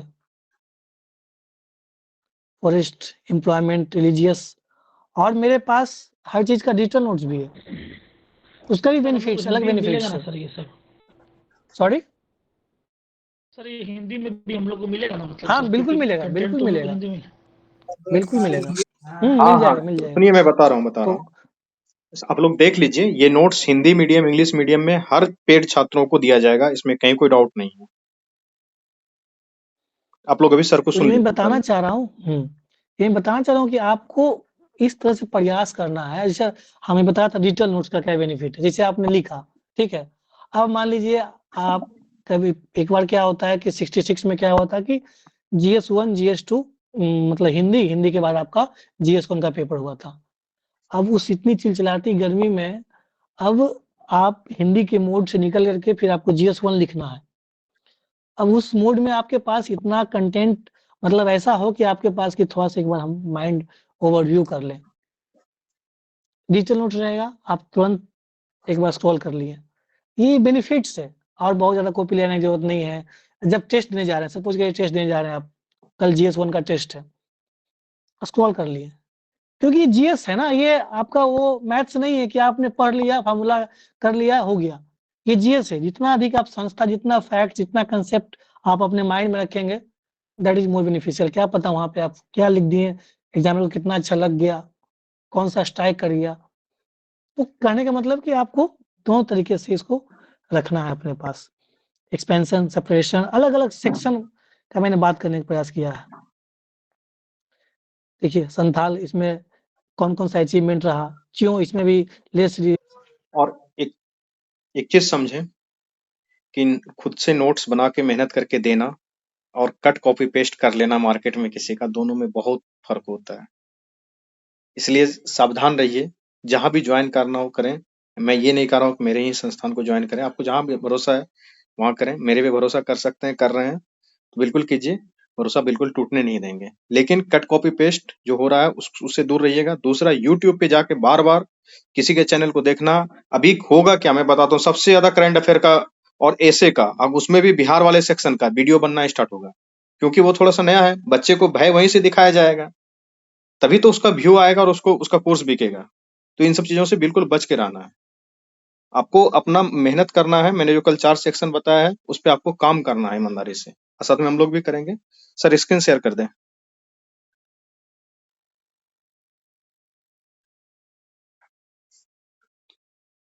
यस सर, विजुअल। ना विजुअल, यस यस विजुअल, पाला आर्ट से दिखाएं। ओके। देखिए पाला आर्ट आप देख पा रहे हैं, इसमें भी देखिए ये क्या है, आप ये देख पा रहे होंगे कि मेरा प्रत्येक क्वेश्चन के बाद पहले क्वेश्चन से शुरुआत थी, ये चार्ट से है। अगर इस पे आप कमांड कर लिए, आप आराम से आंसर लिख सकते हैं। तो जब भी आप आंसर राइटिंग करें या नोट्स बनाएं, देखिए इसका इंट्रोडक्शन हो गया, अलग अलग फॉर्म्स जो आर्ट्स का है, पाला आर्ट का, आर्किटेक्चर, स्कल्पचर, अब आर्किटेक्चर में भी 2 तरह का, बुद्धिज्म का कौन-कौन है, हिंदू का कौन-कौन है। स्तूपा, विहारा, चैत्य। हिंदू में टेम्पल था। स्कल्पचर में क्या है, ब्रोंज, स्टोन, मूर्ति वाला। पेंटिंग में, चित्रकला में मैन्युस्क्रिप्ट हो गया, म्यूरल हो गया, भित्ति वाला। देख रहे हैं, ये आपके पास पता है। If you are able to draw the diagram, आप आराम से आंसर राइटिंग उसको डिस्क्राइब कर सकते हैं। अब देखिए इसी चीज को डिस्क्राइब किया गया अलग-अलग तरीके से। पहले आर्ट का डिफिनेशन दिया गया, an expression of the creative imagination of human beings. Architecture अलग-अलग बताया गया है, बिहार के बारे में बताया गया है, एग्जाम्पल दिया गया है, उसमें डायग्राम बना दिया गया है। स्तूपा, चैत्य, टेम्पल्स, स्कल्पचर में देखिए मैप बना करके दिखा दिया गया, कहाँ ब्रोंज हो गया, स्टोन वाला हो गया, कहाँ-कहाँ पे फेमस रहा था। गया में, उदयपुरी में स्टोन स्कल्पचर में कौन-कौन सा एग्जाम्पल है। हैंडमेड, एडोर्नमेंट, ब्लैक बेसाल्ट, ये सब क्या है, कीवर्ड्स है। पोट्री पूरा देखिए। अब साथ में हमने क्रिटिक्स भी लिखा है, क्या इसका क्रिटिक्स है, मतलब पेंटिंग अंधार मिक्स करता, ये पूरा डिटेल्स हम लोग डिस्क्राइब करेंगे अलग-अलग। मॉडर्न आर्ट के बारे में देखिए इसमें बना दिया। सारे मेरा जितना भी टॉपिक होगा उसमें बना हुआ होगा, और ये सबसे इम्पोर्टेंट है ये चीज। जब ये आप करना सीख जाएंगे किसी भी प्रश्न में, देखिए इंट्रोडक्शन हो गया, वेरियस फॉर्म्स ऑफ आर्ट्स हो गया, मेंस, अदर्स। आर्किटेक्चर में कौन-कौन है, स्कल्पचर में कौन-कौन सा था, ओवर द पिलर्स और इंडिपेंडेंट। पिलर के ऊपर कौन-कौन सा स्ट्रक्चर था, लौरिया नंदनगढ़, लौरिया हरिराज, आप पढ़े होंगे। देखिए पैलेसेस का कैसे डिस्क्राइब किए। देख रहे हैं हमेशा नोट्स में जो है ऐसा होना चाहिए, डायनामिक होना चाहिए, ताकि याद करने में या आपका माइंड उसको रीड कर पाए। जब नहीं भी याद आ रहा है तो जब आप अपने माइंड को थोड़ा सा भी कंसंट्रेट करेंगे, वो नोट्स का पेज आपके सामने दिखेगा। When you have multiple revisions, when you have a good notes, उसके लिए आपको एक अच्छा नोट्स होना चाहिए आपके पास। पिलर्स सर देखिए, मैप्स। सर देखिए ये हो गया। तो मैं ये ओवरव्यू दिखाना चाह रहा हूँ कि आप कैसे नोट्स बनाएंगे। हर एक पहलू को टच किया गया है। जब मॉडर्न आर्ट का मतलब हर एक पहलू, उसका इंट्रोडक्शन, उसका सिग्निफिकेंस, उसका फीचर्स, उसके पॉजिटिव, उसके नेगेटिव, उसके क्रिटिक्स, उसका कुछ अगर रिसेंट जुड़ा हुआ इनिशिएटिव है, रिसेंट डेवलपमेंट से, साथ में कुछ अगर लगता है कि कुछ नया उसके साथ हुआ है तो उसके वो भी ऐड करेंगे हम लोग। देखिए क्रिटिकल रिव्यू है, इसमें तुलना किया गया है, साथ में कंक्लूजन भी दिया गया है। पटना कलम देखिए, हर मेरा आप देखेंगे सब में बना हुआ रहेगा ये चीज। ये बना हुआ इसलिए है क्योंकि जब आपके पास ये आपको पता है, आप कैसा भी प्रश्न आएगा, क्या पूछ रहा है, क्रिटिक्स पूछ रहा है, अचीवमेंट पूछ रहा है, सिग्निफिकेंस पूछ रहा है, जैसा प्रश्न उस पर ज्यादा दबाव डालेंगे, उस पर मतलब ज्यादा लिखेंगे। सर मैं आपको रोकना चाहूंगा। सर बताइए। ये जो आप अभी चार्ट दिखा रहे थे, इसको बच्चे को अच्छे से इस बात को लेकर के समझाइए कि जो प्रश्न पूरा डिटेल में नीचे लिखा हुआ है उसी को किस तरीके से इंट्रोडक्शन में क्या लिखना है, बैकग्राउंड में क्या लिखना है, उसके बाद कंक्लूजन में क्या लिखना है, उसका एक शॉर्ट फॉर्म भी बना लिया गया है ताकि 2-3 मिनट में एक टॉपिक को एग्जामिनेशन के जस्ट पहले रिवाइज किया जा सके। इसको थोड़ा सा समझा दें सर। बिल्कुल। देखिए कहने का मतलब ये, सपोज करिए कि मैं अभी नोट्स बना रहा हूँ। नोट्स बनाने का मतलब बनाया नोट्स, 10 पेज का बनाया नोट्स। अब 10 पेज का नोट्स बनाया है, अब एग्जाम से एक दिन पहले अब मान लिया आपने एक टॉपिक पे 10 पेज बनाया या 7 पेज बनाया, उस तरह से मान लिया आपने 30 टॉपिक्स पे नोट्स बनाया, तो 330 into 7 कितना हो गया, 210। आपको कितना पढ़ना पड़ेगा, 210 पेज पढ़ना होगा रिवीजन करने के लिए। अब एग्जाम से आपको आधा घंटा पहले देखने का मन कर रहा है, या एग्जाम से एक दिन पहले। अब आपके पास अगर ये पेज भी है, मतलब 30 टॉपिक्स 30 पेज, कितना देर लगेगा, 30 मिनट्स भी नहीं लगेगा। You completed your GS1 history. ये एटीट्यूड, ये अप्रोच डेवलप करना होगा प्रत्येक में। अब करंट अफेयर्स भी पढ़ेंगे, मान लीजिए इंडिया और यूरोपियन यूनियन का क्या रिलेशन है, कौन कौन सा रिलेशन हो सकता है, इंट्रोडक्शन, उसके साथ क्या क्या सिग्निफिकेंस है, गैस पाइपलाइन का है, एनर्जी का है, इंफ्रास्ट्रक्चर का है, कल्चरल में क्या क्या है, पीपल टू पीपल एक्सचेंज है, साइंटिफिक में हम लोग क्या शेयरिंग टेक्नोलॉजी कर रहे हैं, इन्वायरमेंटल में क्या है, आज जो ग्लोबल इनिशिएटिव जो हम लोग ले रहे हैं, चाहे COP21 है, कैसे हम लोग कार्बन ट्रेडिंग का बात कर रहे हैं, तो उसका हर एक अप्रोच पे आपका दिख जाना चाहिए इंट्रोडक्शन में ही। पहला पेज जब भी आप लिखें प्रश्न का, या तो जब आप नोट्स बनाएं तो पहले नोट्स बना लें, ये लिख दें, या शुरू में ही लिख सकते हैं। लेकिन जब नोट्स बनाएं तो ये ध्यान रखना है कि आपके पास ये सिनॉप्सिस होना चाहिए। जब तक ये नहीं होगा उसमें क्या होगा कि आप माइंड मैप नहीं कर पाएंगे। मेरा बताने का मतलब ही देखिए, अब जिसे हम यहाँ प्रश्न जैसे मान लीजिए आ जाता कि पटना कलम का सिर्फ फीचर्स बताइए, सिर्फ फीचर्स, क्या करेंगे हम लोग? हल्का सा 2-3 लाइन में इंट्रोडक्शन देंगे, यहाँ पे आएंगे, ये करेंगे, बात खत्म। उसमें भी अगर मान लीजिए 7 नंबर वाला प्रश्न है तो क्या करेंगे? इसका इंट्रोडक्शन 2 से 3 लाइन, इसको मतलब अगर मान लीजिए हमारे पास 1 point, 2 point, 3 point, 4 point, 5, 6 point है, हम कितना पॉइंट लिखेंगे? 3 पॉइंट लिखेंगे। एग्जाम्पल या 6 पॉइंट भी लिख सकते हैं, लेकिन उसको डिस्क्राइब कम करेंगे, कंक्लूजन खत्म। ये कब हुआ? When you have a good notes. इसलिए आपके पास एक अच्छा नोट्स होना चाहिए, एक तब आप बेहतर लिख पाएंगे। जैसा प्रश्न पूछेगा उस हिसाब से अपने आप को टर्न कर लेना है, एडॉप्ट हो जाना है। ये कब? जब आपके पास अच्छे से बना होना चाहिए, तैयार रहेंगे, प्रिपेयर्ड रहेंगे। अब ये कन्वेंशनल प्रश्न है, अब इसी में भी ट्विस्ट हो सकता है, लेकिन जब ट्विस्ट भी हो रहा है, आपके पास अच्छा कंटेंट है, उसको अच्छे से पढ़ा है, आप कर लेंगे, लिख लेंगे, वहाँ पे फ्रेम हो जाएगा। लेकिन आप नहीं पढ़े हैं, आपका अच्छा नोट्स नहीं है, तो नहीं कर पाएंगे। इसे हम लोग बताएंगे और इसलिए हम दिखा रहे हैं नोट्स कि कैसे बनाना है। अब देखिए इसमें हमने यहाँ बना दिया diagram, Mughal style of painting, British style of painting, local style of painting, sorry, ये तीनों को मर्ज किए, पटना कलम बन गया। इसको आप सजा सकते हैं ऐसे करके भी। टीचर्स में अलग अलग स्टाइल क्या हुआ, लोकेशन क्या है, ठीक है। एक कंक्लूजन है, क्या रीजंस रहा डिक्लाइन करने का पटना कलम का। देखिए रिवोल्ट, सब में रिवोल्ट 1857। चलिए ये हो गया। हम लोग दूसरे दिखाएं क्या सर? GS2 दिखाते हैं। सर आंसर राइटिंग में फर्स्ट में सर ये शॉर्ट स्ट्रक्चर में दिखाएंगे सर, इससे भी तो कुछ फायदा मिलेगा। बिल्कुल मिलेगा, ऑफ कोर्स मिलेगा। मैं क्या बताना चाह रहा हूँ कि जैसे आप दिखाएं एग्जामिनर को, तो उससे लगता है कि हम जो प्रश्न का जो डिमांड है उसके अनुरूप है, पहला। दूसरा, हमारा जो ये कॉपी जो चेक करने एग्जामिनर वो देख पा रहा है कि स्टूडेंट किधर मूव कर रहा है, क्या क्या लिखने वाला है, उसका माइंड फ्रेम क्लियर हो गया, उसको पढ़ने में लोड नहीं लगेगा। आप जब ये लिख दिए उसको पता है कि बच्चा क्या क्या लिखने वाला है।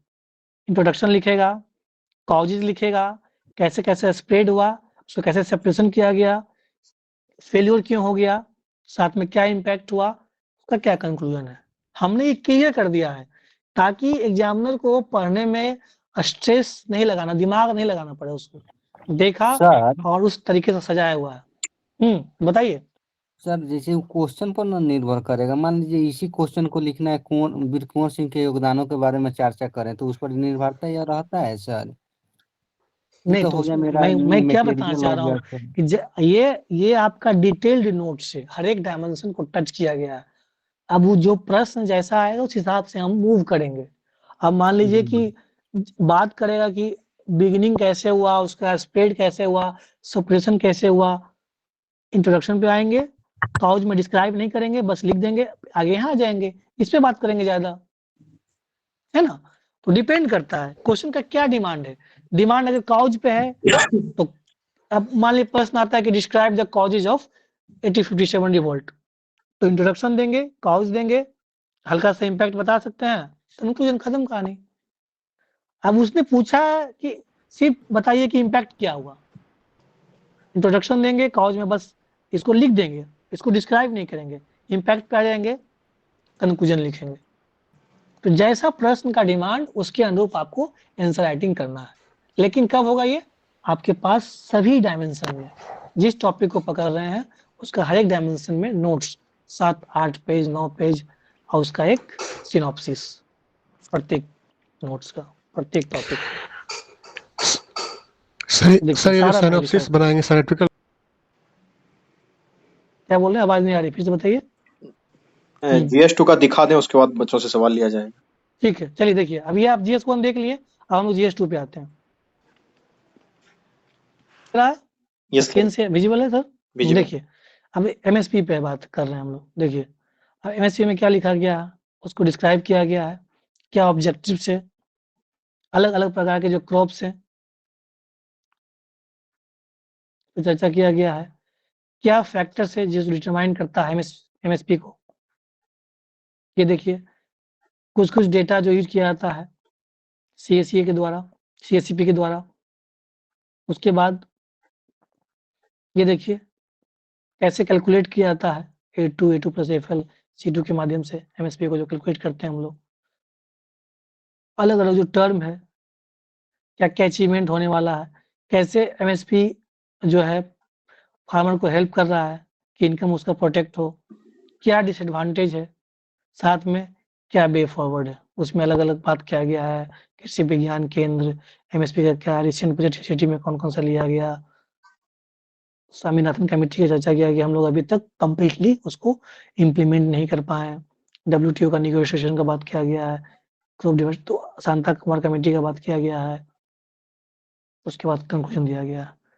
अब जैसे ये देखिए मेगा फूड पार्क है, स्टार्टिंग में क्या किए हम लोग, इंट्रोडक्शन दे दिए, उसके बाद क्या उसका ऑब्जेक्टिव्स है, क्या उसका फीचर्स है, अलग अलग features, cluster approach, share infrastructure, implementation, demand driven. आगे देखिए स्ट्रक्चर, क्या क्या स्ट्रक्चर हो सकता है। देख रहे हैं डायग्राम कितना यूज किया गया है, ये सारे नोट्स में डायग्राम होगा ताकि हमें याद करने में भी आसानी हो, जो हम राइटिंग कर रहे हैं आंसर राइटिंग उसमें भी आसानी हो। देखिए collection centre, primary processing centre, central processing centre. आगे देखिए क्या क्या पॉसिबिलिटीज हो सकती है। अब बिहार में फूड प्रोसेसिंग का पॉसिबिलिटीज देखिए, milk, honey, pulses, fruit, vegetables, meat, poultry, bakery, ये सेक्शन हो गया। अब इस पे हम लोग डिस्क्राइब कर देना है, इसको जितना डेटा याद है वो डिस्क्राइब करेगा। हम नंबर 1 पे भी आए थे, मेज में भी हमको अवार्ड भी मिला था, कृषि का अवार्ड। फ्रूट्स में, वेजिटेबल्स में क्या स्थिति है, कौन कौन सा स्टेप्स लिया गया बिहार गवर्नमेंट के द्वारा, food park scheme, organisation, cold storage, financial support, cluster approach. फिर शॉर्ट टर्म इन्वेंशन क्या क्या किया गया, वे फॉरवर्ड। देखिए सब्सिडी के बारे में, अलग अलग तरह सब्सिडी है, मेरिट, अनमेरिट, प्रॉब्लम्स, मेजर्स, क्या क्या मेजर्स हो सकता है। ये देखिए पॉपुलेशन के बारे में लिखा गया है, क्या नुकसान क्या है पॉपुलेशन का, इंक्रीजिंग जब हो रहा है तो। अब यहाँ देखिए उसको डिस्क्राइब कर दिया गया, उसके साथ पॉजिटिव इम्पैक्ट क्या क्या है। फिर देखिए एक बना दिया गया, साइकिल बना दिया गया है। अरे भाई कौन चाय अब मान ली पी रहा पॉवर्टी है? के, आराम से पियो ना म्यूट करके। मान लीजिए पॉवर्टी का मान लिया प्रश्न आता है, उसमें क्या करेंगे हम लोग, इस साइकिल बना देंगे। क्या लो इनकम है तो क्या हो रहा है, लो सेविंग होगा, लो इन्वेस्टमेंट होगा तो लो इकोनॉमिक ग्रोथ होगा, उससे क्या होगा, पॉवर्टी ट्रैप होगा। उससे लो लेवल ऑफ एजुकेशन हो सकता है, low level of human capital हो सकता है, लो प्रोडक्टिविटी हो सकता है। साइकिल हो गया। पॉवर्टी पे जहाँ भी प्रश्न आएगा इसको हम चिपका सकते हैं। अलग अलग स्कीम्स गवर्नमेंट की, कौन कौन सी स्कीम आया था पॉवर्टी को सही करने के लिए, ठीक करने के लिए, पॉवर्टी को डिक्रीज करने के लिए। कौशल विकास योजना, जनधन योजना, NULM, जीविका, NRLM, क्या क्रिटिक्स है, वे फॉरवर्ड क्या क्या है। ये देखिए रीजनल प्लान, अलग अलग टॉपिक्स पे जो आपका अप्लाइड इकोनॉमिक्स से अप्लाइड ज्योग्राफी है, देख पा रहे होंगे। प्रयास किया गया है पूरा उसको डायग्रामेटिक बनाने का प्रयास किया गया ताकि याद रहे, माइंड में माइंड मैप बन सके। देखिए सारा हर जगह उसमें अलग अलग तरीके से कौन कौन सा अप्रोच हो सकता है। Expansion of informant transportation, implementing a massive scale education programme, अलग अलग अप्रोच।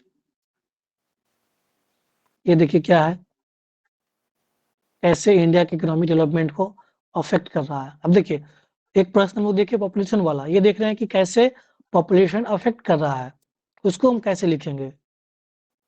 उसमें कौन-कौन सा हो सकता है, birth rate, death rate, migration, क्या-क्या इनहिबिट कर रहा है, कौन-कौन सा पॉइंट हो सकता है, सेक्शन हो सकता है, रीजन क्या-क्या है। फिर उसमें ये चार्ट कब आया था, पॉपुलेशन से संबंधित जो स्कीम आई थी, जो गवर्नमेंट की पॉलिसी थी, कौन-कौन पॉलिसी थी। जो ओवरऑल आपका इकोनॉमी का जो एप्लाइड इकोनॉमिक्स है, population, poverty, infrastructure, mega food park, MSME, industry, infrastructure, सारे पे मतलब एक ओवरऑल कवर किया गया है। डिसइन्वेस्टमेंट क्यों? अगर इस तरह का प्रश्न आता है तो आप आसानी से लिख पाओगे। देखिए मनरेगा के बारे में भी लिखा गया है, क्रिटिक्स है, इम्पोर्टेंस है। इन्हीं का माइक अनम्यूट है, उसको म्यूट कर लेंगे। देखिए ये दिख रहा है इनोवेशन इन मनरेगा। कैसे आप तैयार करेंगे, कितना अच्छा नोट्स आप तैयार कर सकते हैं। सम रिफॉर्म्स फॉर अंडर ये उस सेल्फ रिलायंस का है।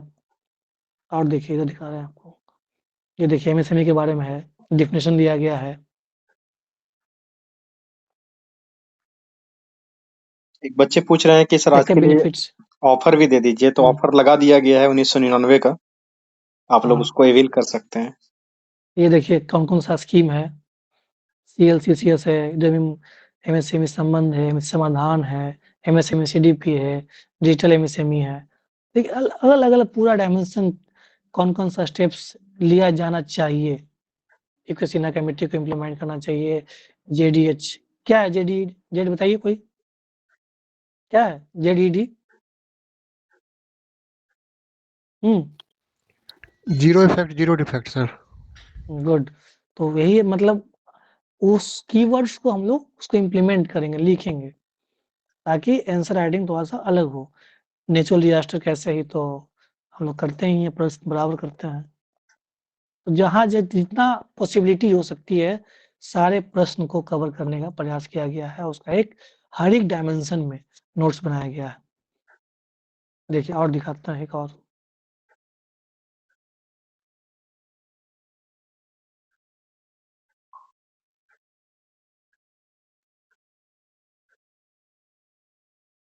ये देखिए, ये आपका एडिटोरियल, जिसका लोग बात कर रहे थे कुछ लोग, पढ़ना है कि नहीं पढ़ना है। इसलिए पढ़ना है एडिटोरियल कि आप उससे क्रक्स निकाल सकते हैं। ठीक है, मेरे पास हर चीज़ का डिजिटल भी रहता है। देखिए 2 बातें मैं बताता हूँ। एक तो कार्तिकेयन सर का जन्मदिन है 26 जनवरी को, ठीक है?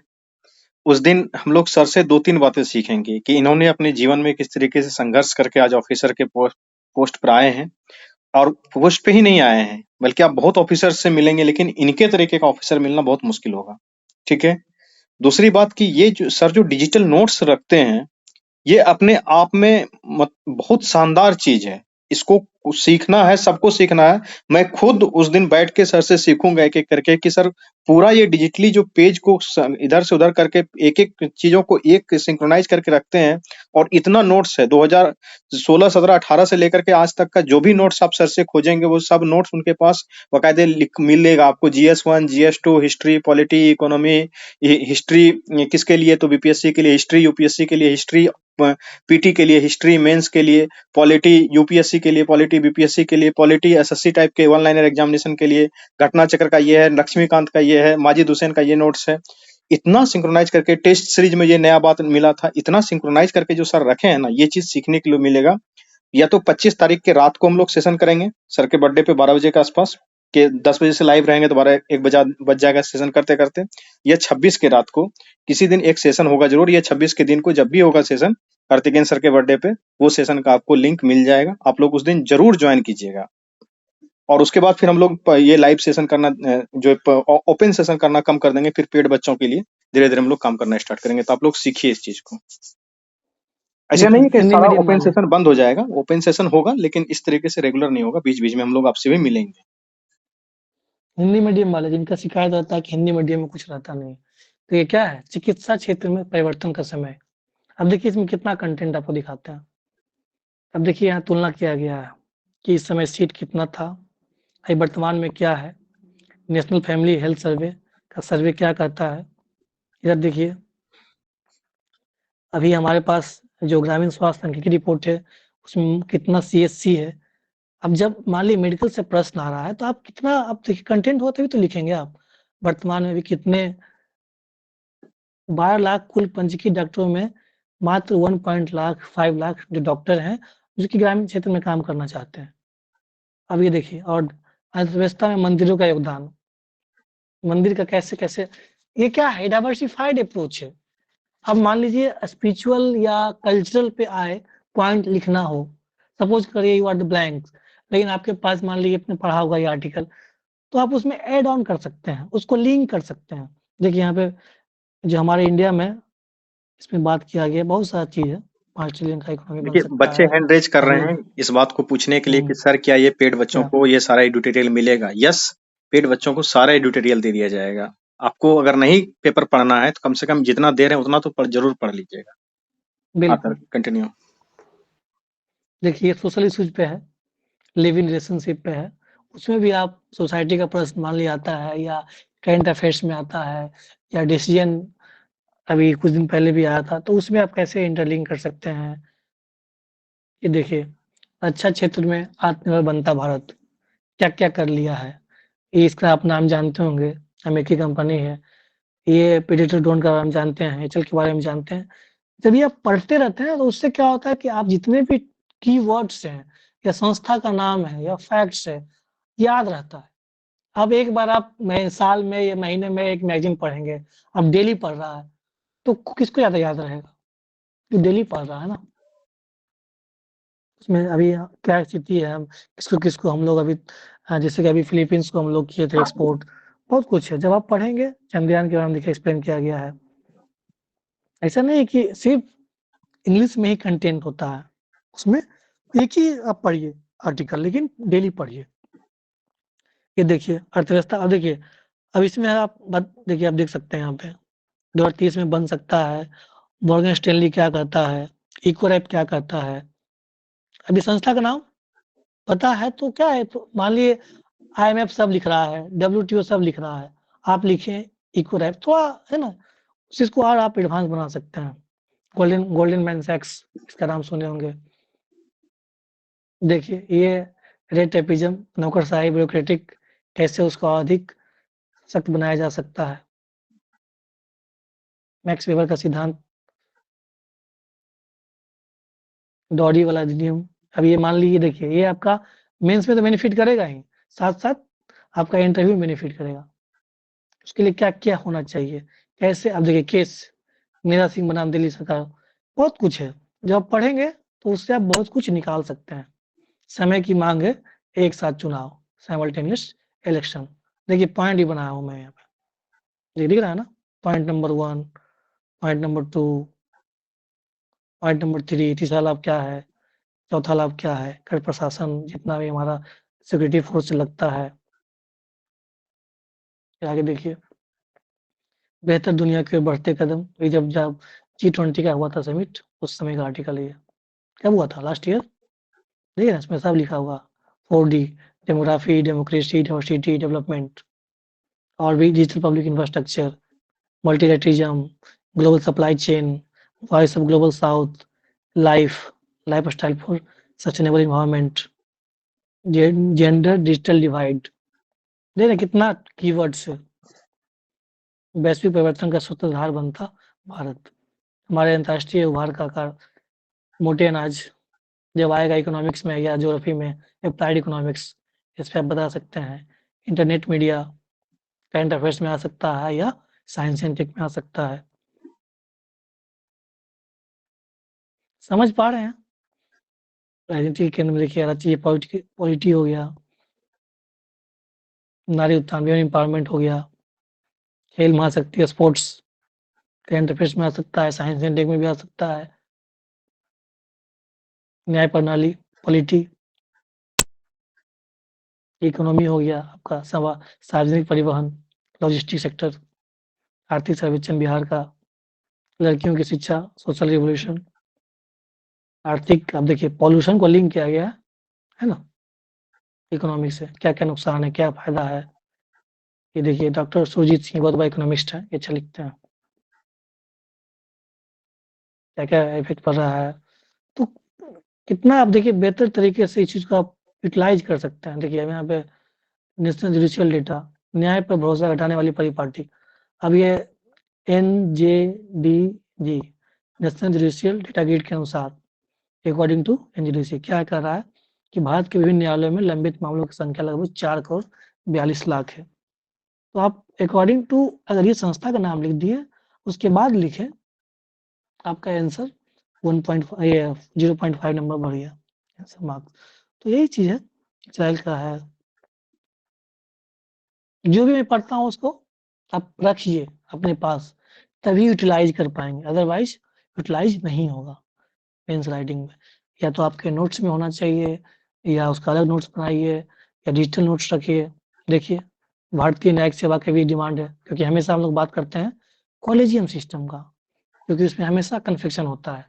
जब आप कंक्लूजन में आएंगे या सजेशन में आएंगे तो आप लिख सकते हैं कि there should be need of Indian judicial service in the line of Indian administrative service. जिस तरह से भारतीय प्रशासनिक सेवा है उस तरह से जरूरत है हमें इंडियन जुडिशियल सर्विस का। क्यों?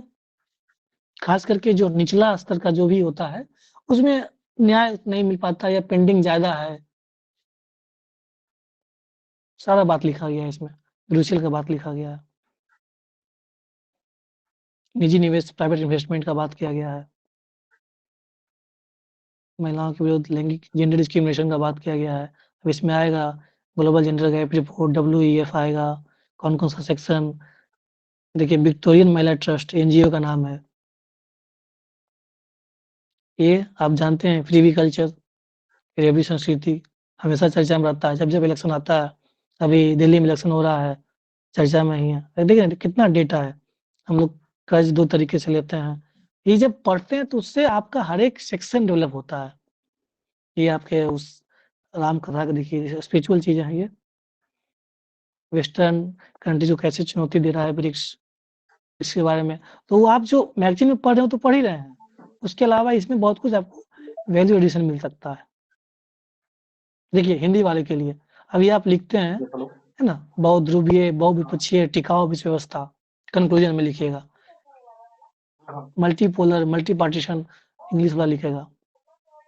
तो थोड़ा सा कीवर्ड्स पे भी काम करना होगा। देखिए यहाँ देखिए समता समरसता बंधुता। माइक थोड़ा सा बंद कर लीजिए।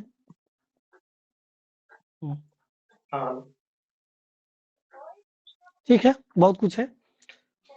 हाँ तो टेस्ट आप ज्वाइन कर सकते हैं, अभी लाइव हम लोग क्लास ले रहे हैं। Rupesh sir continue. तो सर पूछना था सर, जी आपको जी अनुमति आप हो तो सवाल पूछ सकते पूछिए। हैं सर। सवाल हाँ एक एक करके। सर जितना मटेरियल सर ये सब दिखाए सर, उसको एक जगह कम इकट्ठा करके पढ़ना शायद हम बिखर जाते हैं, तो इसको कैसे मैनेज करें सर? ये मैनेज करने के लिए 26 तारीख को जब सर के बर्थडे पे हम लोग लाइव होंगे ना, तब सिखा देंगे। उसके बाद उस दिन से ये शिकायत खत्म ही हो जाएगा कि कैसे मैनेज करें। सर आप देखिए कितना चीज मैनेज करते हैं, जॉब कर रहे हैं, उसके बाद फिर पढ़ रहे हैं, आपको पढ़ा रहे हैं, पढ़ रहे हैं तभी तो पढ़ा रहे हैं, ऐसे कैसे पढ़ा सकते हैं। 2-2 ब्लॉक इनके जिम्मेदारी में है, 2-2 ब्लॉक के प्रभार में है। उसके बाद जो भी पॉलिटिकल मूव होता है उसको मैनेज करते हैं। तो जब हम लोग मैनेज कर सकते हैं, इतने बड़े संस्थान को हम अकेले मैनेज कर रहे हैं, इतनी बड़ी टीम है हमारी, सबको मैं आप क्यों नहीं कर सकते? आपको भी सिखा देंगे, तो आप चिंता ना करें। 26 तारीख को ये सिखा देंगे आप लोगों को। सर हम भी इस तरह कर लेते हैं, लेकिन उसको जब एग्जाम में ले जाना होता है तो ले नहीं जा पाते हैं हम इतना। बताइए सर। एग्जाम में देखिए, एग्जाम में आप ले जाएंगे कब? मैं यही बार बार कह रहा हूँ ना कि जो आप पढ़ते हैं उसको आपको सेव करके रखना होगा, और सेव करना ही नहीं होगा, रिवीजन करना होगा। जैसे मान लीजिए कि आपने नोट्स बनाया फैक्ट्स एंड फिगर्स का, तो उसको कितने बार रिवीजन किए हैं? 1 बार 2 बार 3 बार। और जब आप आंसर राइटिंग कर रहे हैं तो क्या इसका यूटिलाइज कर पा रहे हैं या नहीं कर पा रहे हैं? नहीं कर पा रहे हैं मतलब अभी आपको और उसको रिवीजन करने की जरूरत है, पहला। दूसरा चीज, अब मान लीजिए आप न्यूज़पेपर पढ़ रहे हैं, तो पढ़ लिए आर्टिकल पढ़ लिए और उसको बस फेंक दिए, वो नहीं होना चाहिए। या तो उसका सिनॉप्सिस बनाइए अपने कॉपी पे, या उसको डिजिटली सेव करके रखिए। कौन सा सेक्शन का है? GS1 का है, GS2 का है, GS1 में कौन सेक्शन का है? हिस्ट्री का है, करंट का है, GS2 में पॉलिटी का है, ज्योग्राफी का है, इकोनॉमी का है, साइंस एंड टेक का है, या एथिकल, ऐसे में आपका एथिक्स का कुछ नया इनोवेशन है, उसको एग्जाम्पल्स, कोड्स, उसको आप नोट डाउन करिए। ये हैबिट में होना चाहिए। कुछ भी पढ़े अच्छा लगा, नोट डाउन कर लिए या उसको डिजिटली सेव कर लिए। सुभाष हेलो जी सर, प्रणाम सर। जी प्रणाम। बताइए। सर कह रहे थे सर कि मैं तो पहले भी मैं पेड बैच से जुड़ा हूँ सर, तो मैं सर मेरा ऐसे कॉपी आया सर, एक में लास्ट वाले में सर 18 मार्क्स है सर। मेरा एक बार कॉपी चेक कर लेते सर। तो एक बार ऐसे का म्यूट कर लो तुम एक बार कॉपी मेरे पर्सनल टेलीग्राम नंबर पे, व्हाट्सएप पे नहीं, टेलीग्राम नंबर पे सेंड कर देना। जिनको भी ये कॉपी वाला मामला है ना, मेरे नंबर पे सेंड करने से बेहतर है कि आप मैनेजमेंट टीम का जो नंबर है, चूंकि आप पेड बैच के बच्चे हैं, जो मैनेजमेंट टीम वाला टेलीग्राम नंबर दिया गया है, उस क्यूआर कोड को स्कैन करके वहां भेजो। होता क्या है कि जो मैनेजमेंट हम लोगों से कम्युनिकेट करता है, तो उसको हम लोग रिस्पॉन्सिबिलिटी के साथ देखते रहते हैं। जी सर। और मेरे नंबर पे होता क्या, मैसेज बहुत आता है, तो मैसेज नीचे चला जाता है। ऐसा नहीं कि हम देखते नहीं, जवाब देते हैं, लेकिन अगर उसको आप बोलेंगे तो मैनेजमेंट की तरफ से जो आएगा, उसके लिए अलग से हमारा कम्युनिकेशन चैनल है, तो उस चैनल से आएगा, तो वो जल्दी से जल्दी हम लोग देख पाते हैं उसको, लेकिन देखेंगे सबका। ठीक है, तो आप भेज दीजिएगा। पवन। सर मेरा 2 क्वेश्चन है। एक तो सर ये जो पेड ग्रुप में सर जो सारा टॉपिक कवर होगा इसमें? हाँ, पूरा कंप्लीट नोट्स जब दिखा दिया गया है, तो धीरे धीरे जैसे जैसे आगे बढ़ते जाएगा शेड्यूल, उस तरीके से धीरे धीरे आपको सारा जी सर। नोट मिलते चला जाएगा। तो फर्स्ट टाइम है इसमें, तो सबसे सेफ ऑप्शनल कौन रहेगा सर? मतलब हिस्ट्री, हिस्ट्री या ज्योग्राफी, जी। इस तरीके के कोई सब्जेक्ट जो कि आपको हाँ अलग से सर, इन मेहनत नहीं करना पड़े। अगर आपका किसी सब्जेक्ट में जी बहुत और साधारण कमांड है, आपने ग्रेजुएशन में बहुत अच्छा से इंजीनियरिंग किया या कोई विषय किया, तो उसको कर सकते हैं। ठीक है, ऑप्शनल का सवाल पूछना आप तो इरिलेवेंट टाइप का लगता है। 33% लाना है, क्या ही लाना है, 40% लाना है जो उससे होंगे तो। हाँ बताइए अंकित। माधवी बोलो। जी जी। हाँ माधवी बोले आप पहले, हैंड रेज ये कर रही हैं। नमस्कार सर। सर नमस्कार। नमस्कार। सर जो कभी मेंस नहीं लिखा हो और उसका फर्स्ट टाइम मेंस है सर, जैसे मेरा रिजल्ट हुआ है, मैं आपसे बात की थी पर्सनली, तो उस पे सर मेंस कैसे लिखना है सर, ये मुझे नहीं पता चल रहा है, क्या करें इसके लिए? कार्तिकेन सर। आपको लिखना है, आप अभी आप क्या करेंगे, 2 चीज करना है। आपको एक नोट्स बनाना है। पहला नंबर तो आपके पास सिलेबस होना चाहिए। सिलेबस मैंने बताया कि जब हिस्ट्री में देखेंगे, रुपेश सर ने भी सिलेबस शेयर किया है, क्या-क्या सिलेबस होता है। हिस्ट्री जीएस 1 में 3 सेक्शन है, हिस्ट्री का क्या-क्या सिलेबस है। वही आपका आर्ट एंड कल्चर में आते हैं तो पाला है, मौर्यन है, पटना कलम है, मधुबनी है। उसी तरह से इधर आते हैं तो 1857 रिवोल्ट है, आपका चंपारण सत्याग्रह है।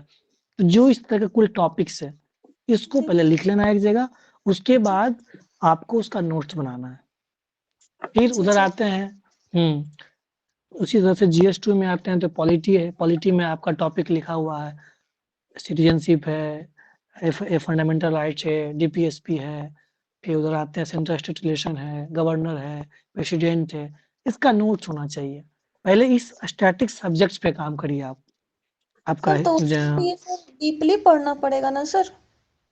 नहीं, डीपली पढ़ने का पहले इस टॉपिक, जैसे मान लीजिए आप सेंट्रल स्टेट रिलेशन लिखना चाह रहे हैं, तो आप 1-2 संस्थाओं का नोट्स ले लिए सामने। आप वेबसाइट पे भी खोल सकते हैं, central state relation .UPSC search करेंगे तो उसमें आ जाएगा। अब उसमें कैसे नोट्स बनाएंगे, मैं क्या बताया कि पहले उसका हम डिस्क्राइब करेंगे कि कहाँ पे ये आर्टिकल किस इंडियन कॉन्स्टिट्यूशन के किस आर्टिकल में चर्चा किया गया है, 245 से 263 या 275 तक ये सेंट्रल स्टेट रिलेशन का चर्चा किया गया। इंट्रोडक्शन हो गया, क्या फीचर्स है, क्या सिग्निफिकेंस है, कौन-कौन से लेजिस्लेटिव है, एग्जीक्यूटिव है, अलग-अलग रिलेशनशिप है, फाइनेंशियल रिलेशन है। उसके बाद आते हैं क्या उसका पॉजिटिव है, क्या नेगेटिव है, कंक्लूजन है। तो ये आपका नोट्स बनेगा। कुछ हमारी संस्था का, कुछ अलग-अलग 2-3 सोर्स के माध्यम से हम एक नोट्स बनाएँगे। तो पहले आप स्टैटिक सब्जेक्ट्स पे काम करेंगे। जीएस1 का हिस्ट्री, जीएस2 का पॉलिटी। जब ये दोनों कमांड हो जाएगा, उसके बाद हम लोग आएँगे फिर इकोनॉमिक पे, तब करंट अफेयर्स में, क्योंकि करंट अफेयर्स का मतलब क्या है, ओवरऑल उसमें पॉलिटी हो सकता है, आईआर हो सकता है, एनवायरमेंट हो सकता है, साइंस एंड टेक हो सकता है, इकोनॉमी हो सकता है, तो ओवरऑल पढ़ना है उसमें। बिल्कुल। क्लियर है? और तो पहले अभी आप उसी को ईमानदारी पूर्वक पढ़ लीजिए, उसी में से सिलेक्शन हो जाएगा। अगर आप बहुत कुछ नहीं कर पाते हैं, जितना बना बनाया चीज देंगे, जितना कहेंगे उतना सिर्फ करते जाइए ईमानदारी से, मेंस में आपका सिलेक्शन हो जाएगा। जी, अगला राजू।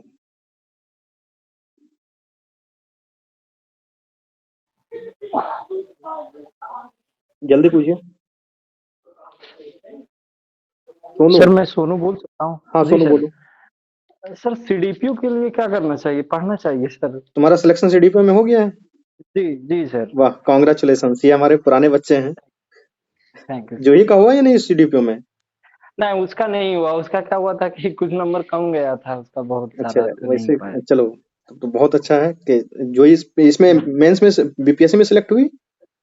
हाँ उसका सिलेक्शन हो गया जी, चलो सिलेक्शन वाह, हो गया, मेन से सीसी में हो गया है। वाह वाह, जी तुम्हारा दोनों में हो गया है।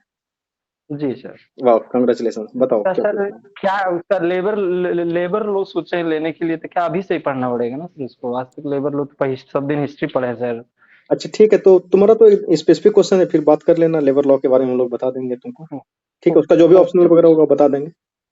Okay sir. स्पेसिफिक क्वेश्चन हो जा रहा है तुम्हारा सीडीपीओ वाला, इस पे हम लोग बता देंगे इसको। ठीक है, नेक्स्ट। नमस्ते सर। सर मेरा नमस्ते नाम राजू। राजू कुमार है। सर आपने अभी बोला था, सॉरी सर वो मैं ना उस टाइम रिप्लाई नहीं कर पाया था। सर मैं ये कहना चाहता हूँ कि सर आपने ना तीन बातें टोटल मिला के बोली थी। एक कट ऑफ 90 जाएगा, दूसरा 13 दिसंबर 4 जनवरी का सेम कट ऑफ आएगा। दोनों बात ठीक थी और ठीक हुई भी सर। सर आपने एक तीसरी बात बोली थी ना कि जैसे 450 वर्ड्स में 4.5 पेज में कुछ भी लिखने से बढ़िया है कि 2-2.5 पेज में जो डिमांड ऑफ द क्वेश्चन है उसको एड्रेस करो और जो बढ़िया कंटेंट है वो लिख कर आओ। सर मैं बस यही कंफर्म करना चाहता हूँ सर, 2 से ढाई या 3 पेजेस में अगर हम सर सारे क्वेश्चंस को एड्रेस करें और जो डिमांड है उसको फिलफिल करें, तो क्या ये सर सफिशिएंट रहेगा? कार्तिकेयन सर प्रकाश डालें इस पे। मैंने एक चीज इसमें एडिशनली ये भी बताया था कि पूरा कंटेंट जितना भी लिखो, लेकिन उसको थोड़ा सा स्पेस दे के लिखो, लेकिन सारे नीचे तक जितना स्पेस उसमें दिख रहा है, सारे स्पेस को भर भी देना है उसको। रुपया जी। हाँ सर। इनका जवाब हम देना चाह रहे हैं। देखिए, अभी हम कुछ देर पहले बताए थे कि जैसे कोई भी क्वेश्चंस होता है मेंस में पूछा जाता है, ठीक है, पहले क्वेश्चन को ब्रेक करके आप डायमेंशन को क्रिएट कीजिए। ठीक है, कि इसमें कितने सारे डायमेंशंस हो सकते हैं। मान लो कि कोई क्वेश्चन पूछा, ठीक है, उसके 4 डायमेंशंस है, ठीक है, और वो क्वेश्चन 20 मार्क्स का है, ठीक है, यानी कि आपको चारों डायमेंशन को लिखना है 5-5 मार्क्स के अकॉर्डिंग, है ना। तो ये मतलब मायने नहीं रखता है कि आप पूरा कॉपी जितना आपको स्पेस दिया गया है वो भर दिए तो मेरा काम बन गया, नहीं। आपको मतलब ऐसा करना है कि ज्यादा पेज भी ना छोड़ो, मतलब स्पेस भी ना बचे, ठीक है। अगर थोड़ा बहुत बचता है तो मैटर नहीं करता है, स्पेस भी ना बचे, और आपका जो भी उसमें ये डाटा फीडिंग होना चाहिए या जो भी आपका कंटेंट होना चाहिए वो सही सही उसमें चला जाए, हर सेगमेंट को टच कर दे। आप जैसे सर बता रहे थे कि उसमें सोशल हो गया, पॉलिटिकल हो गया, इकोनॉमिकल हो गया और कल्चरल हो गया, सब एस्पेक्ट्स उसमें शामिल होना चाहिए, है ना। मतलब हर एक डायमेंशन अगर आप उस पर क्लियर कर रहे हैं, ठीक है, तो एग्जामिनर को पता चल जाता है कि मतलब ये ठीक ठाक आंसर लिखा है, अच्छा आंसर लिखा है ना। तो ये मैटर नहीं करता है कि आप पेज छूट गया तो प्रॉब्लम हो जाएगी, नहीं। आप चीजों को उस तरीके से लिख पा रहे हैं कि नहीं लिख पा रहे हैं। और जब आप जेन्युइन, हम एक चीज बताएं, पहला चीज है कि आपको ट्रस्ट करना होगा। हमारे जो मार्गदर्शन जो मिल रहा है कारगर रूपेश सर का, ये इस पे आपको भरोसा करना होगा 100%। पहले ईमानदारी से आप भरोसा कीजिए और अभी से मतलब प्रॉमिस भी कीजिए कि अदर सोर्स पे आप नहीं रिलाई कीजिएगा। मतलब अदर सोर्स का कहने का मतलब ये नहीं कि मतलब अदर बुक नहीं पढ़िएगा, मतलब अदर जगह भटकिएगा मत, ठीक है। एक जगह ये आपको भटकाव रोकना बहुत जरूरी है सर। हाँ, हाँ, देखिए, और हम बोल रहे हैं ना, हम बहुत मतलब एक सिंपल स्टूडेंट रहे हैं, ठीक है, लेकिन हम बहुत सारे मतलब हमसे जो मेधावी छात्र हैं उनको मैंने बर्बाद होते देखा है, ठीक है, अपने मतलब लाइफ कैरियर में। मतलब यही सब चक्कर में है, ठीक है, कि कभी विजन आईएएस का भी पढ़ लेते हैं, कभी डिस्ट्री आईएएस का पढ़ लेते हैं, कभी वो आईएएस का पढ़ लेते हैं, ठीक है। अब पढ़ते हैं लेकिन पढ़ नहीं पाते हैं, बिल्कुल सर। ठीक है। इसमें एक चीज हम सर और शशि सर ऐड कर दें कि देखिए आपके पास समय लिमिटेड है। दो बातें अभी सामने आएगी कि बैच लें या नहीं लें। मैं ये नहीं कह रहा हूँ कि मेरा बैच लीजिए या नहीं लीजिए, मुझे कोई फर्क नहीं पड़ता है। आप मेरे से जुड़े हैं, मतलब मेरे स्टूडेंट हैं, आपको सही सलाह देना मेरा काम बनता है। दो बातों का ध्यान रखिएगा कि ऐसा बीपीएससी मेंस में कुछ नहीं है जो कि आप अपने से भी नहीं कर सकते हैं। लेकिन प्रॉब्लम क्या होगा, उसको आपके पास 70 दिन है। क्या आप 70 दिन के अंदर सारा काम अपने से कर सकेंगे? कि टेस्ट भी देना है, मेंस का भी कंटेंट भी बनाना है, करंट अफेयर की चीजों को भी ढूंढ के लाना है, कुछ वैल्यू एडिशन भी करना है। कर पाएंगे तो बैठ के आराम से कीजिए, नहीं कर पाएंगे तो किसी के साथ ज्वाइन कर लीजिए, चाहे हमारे इंस्टीट्यूट में ज्वाइन करें या जहां ज्वाइन करना आपको वहां ज्वाइन कर लीजिए। हाँ, मेरा ये वही कहना है, हाँ सर। मतलब अगर किसी भी इंस्टीट्यूट अगर पकड़ते हैं, ठीक है, तो एक को पकड़ के रखिए, मतलब हम्म मल्टीपल नहीं होना चाहिए, ठीक है। दूसरी बात हम रुपेश जी हमको क्लियर करने दीजिए, फिर उसके बाद आप हम्म रखिएगा अपना बात। दूसरी बात है कि कीवर्ड्स का आपको ज्ञान होना चाहिए, ठीक है। मान लिया जाए प्रियम्बल से ही सवाल आता है, ठीक है, तो प्रियम्बल में बहुत सारा जजमेंट भी है ना। आपको हर एक, हम बता रहे हैं, पॉलिटी का जब आंसर राइटिंग कीजिएगा तो जजमेंट जरूर पढ़िएगा कि कौन सा केस में कौन सा जजमेंट हुआ है, ठीक है। जैसे एंटी डिफेक्शन लॉ है, ठीक है, उसमें क्या जजमेंट हुआ है सुप्रीम कोर्ट का, हाई कोर्ट का, ठीक है, ये सब आपको देखना होगा, है ना। फिर उसके बाद पोवर्टी में भी बहुत सारा चीज है, एस्पेक्ट्स है, ये सोशल एम्पावरमेंट है। फिर उसके बाद आप इंक्लूसिव ग्रोथ, ये सब टॉपिक्स जो है, ये सब आपको हर जगह दिखेगा, ठीक है। तो मतलब आप, कहने का मतलब है कि कल सुबह से, ठीक है, यहाँ तो क्लास होगी ही होगी, उसके अलावा आप एक कॉपी बना लीजिए, ठीक है, कीवर्ड्स का एक कॉपी बना लीजिए आप, फैक्ट्स एंड फिगर्स का, ठीक है। एक कॉपी आप ये भी रखिए, जैसे मैपिंग का भी प्रैक्टिस आपको होना बहुत जरूरी है। और छोटे, मतलब छोटे आकार में, ठीक है। कभी कभी क्या होता है कि जैसे आपको जगह मिला, ठीक है, तो जगह मिलता है तो क्या होता है कि खूबसूरत बनाने के चक्कर में आप काफी स्पेस ले लेते हैं। नहीं, आपको उतना ही स्पेस लेना है जितना में वो बात बन जाए उसका, है ना। ये बिल्कुल सर। सब कला है राइटिंग का, और ये यहीं पे सिखाया जाएगा। मोस्ट प्रोबेबल हम भी जुड़ेंगे, हमको अच्छा भी लग रहा है, आज काफी हमारे स्टूडेंट क्वालिफाई किए हैं। और रुपेश जी अब हम्म आप बोलिए। बिल्कुल। इस पे थोड़ा सा हम चाहेंगे कि आदित्य सर हमारे साथ जुड़े हुए हैं, ये हमारे फैकल्टी मेंबर हैं, तो आदित्य सर का भी इस पॉइंट पे बात कर लें, फिर जो है कि सारे बच्चों का सवाल एक एक करके लेंगे। तो आदित्य सर, हाँ, आवाज आ रही है आपको? बिल्कुल आ रही है। जी सर, बताएं कुछ बच्चों को कि किस तरीके से ये जो प्रश्न पूछ रहे हैं कि 70 दिन में हो पाएगा नहीं हो पाएगा, किस तरीके से इसको मेंस में आंसर लिखे ताकि इफेक्टिव आंसर लिख पाए। और उससे पहले मैं बता देता हूँ एक सेकंड कि ये ऑफर लाइव है। आप देख रहे हैं कि लगातार बच्चों का मैसेज आ रहा है, मुझे वहां जवाब भी देना है। मैं स्क्रीन को हटा दूंगा। ये 1999 में अभी ऑफर लाइव है। आप चाहें तो इस पे जो है कि एडमिशन ले सकते हैं। ये QR कोड है, इस पे पेमेंट करना है। आप देख सकते हैं यूपीआई नंबर 9572799127 है, इसी नंबर पे पेमेंट करना है। और फिर यही नंबर है 9572799127, इसी पे पेमेंट करके स्क्रीनशॉट आपको सेंड कर देना है। ठीक है सर, आगे आप बात करें अब, उसके बाद बच्चों के सवाल लेंगे सारे। जी जी बिल्कुल सर। सबसे पहले तो सर जो लोग सफल हुए हैं उनको मेरी तरफ से अनेक अनेक बधाइयाँ, है ना। और ये पहला पड़ाव है, इसके अलावा आगे तो लंबा रास्ता है। लेकिन देखिए जो कोचिंग होता है, अभी मैं देख रहा था काफी लोग इससे जुड़े हुए सवाल पूछ रहे थे, तो कोई कोचिंग होता है या कोई मेंटर है ना, उसका हाथ पकड़ने से रास्ता काफी आसान हो जाता है। ये चीज तो है ना। और आप अकेले भी खुद से भी रास्ता तय कर सकते हैं, कोई दिक्कत नहीं है। लेकिन कहीं ना कहीं कोई भी मेंटर आपको अगर हेल्प करता है ना, कोई सीनियर अगर मिल जाते हैं तब, तो इससे जो है रास्ता काफी आसान हो जाता है।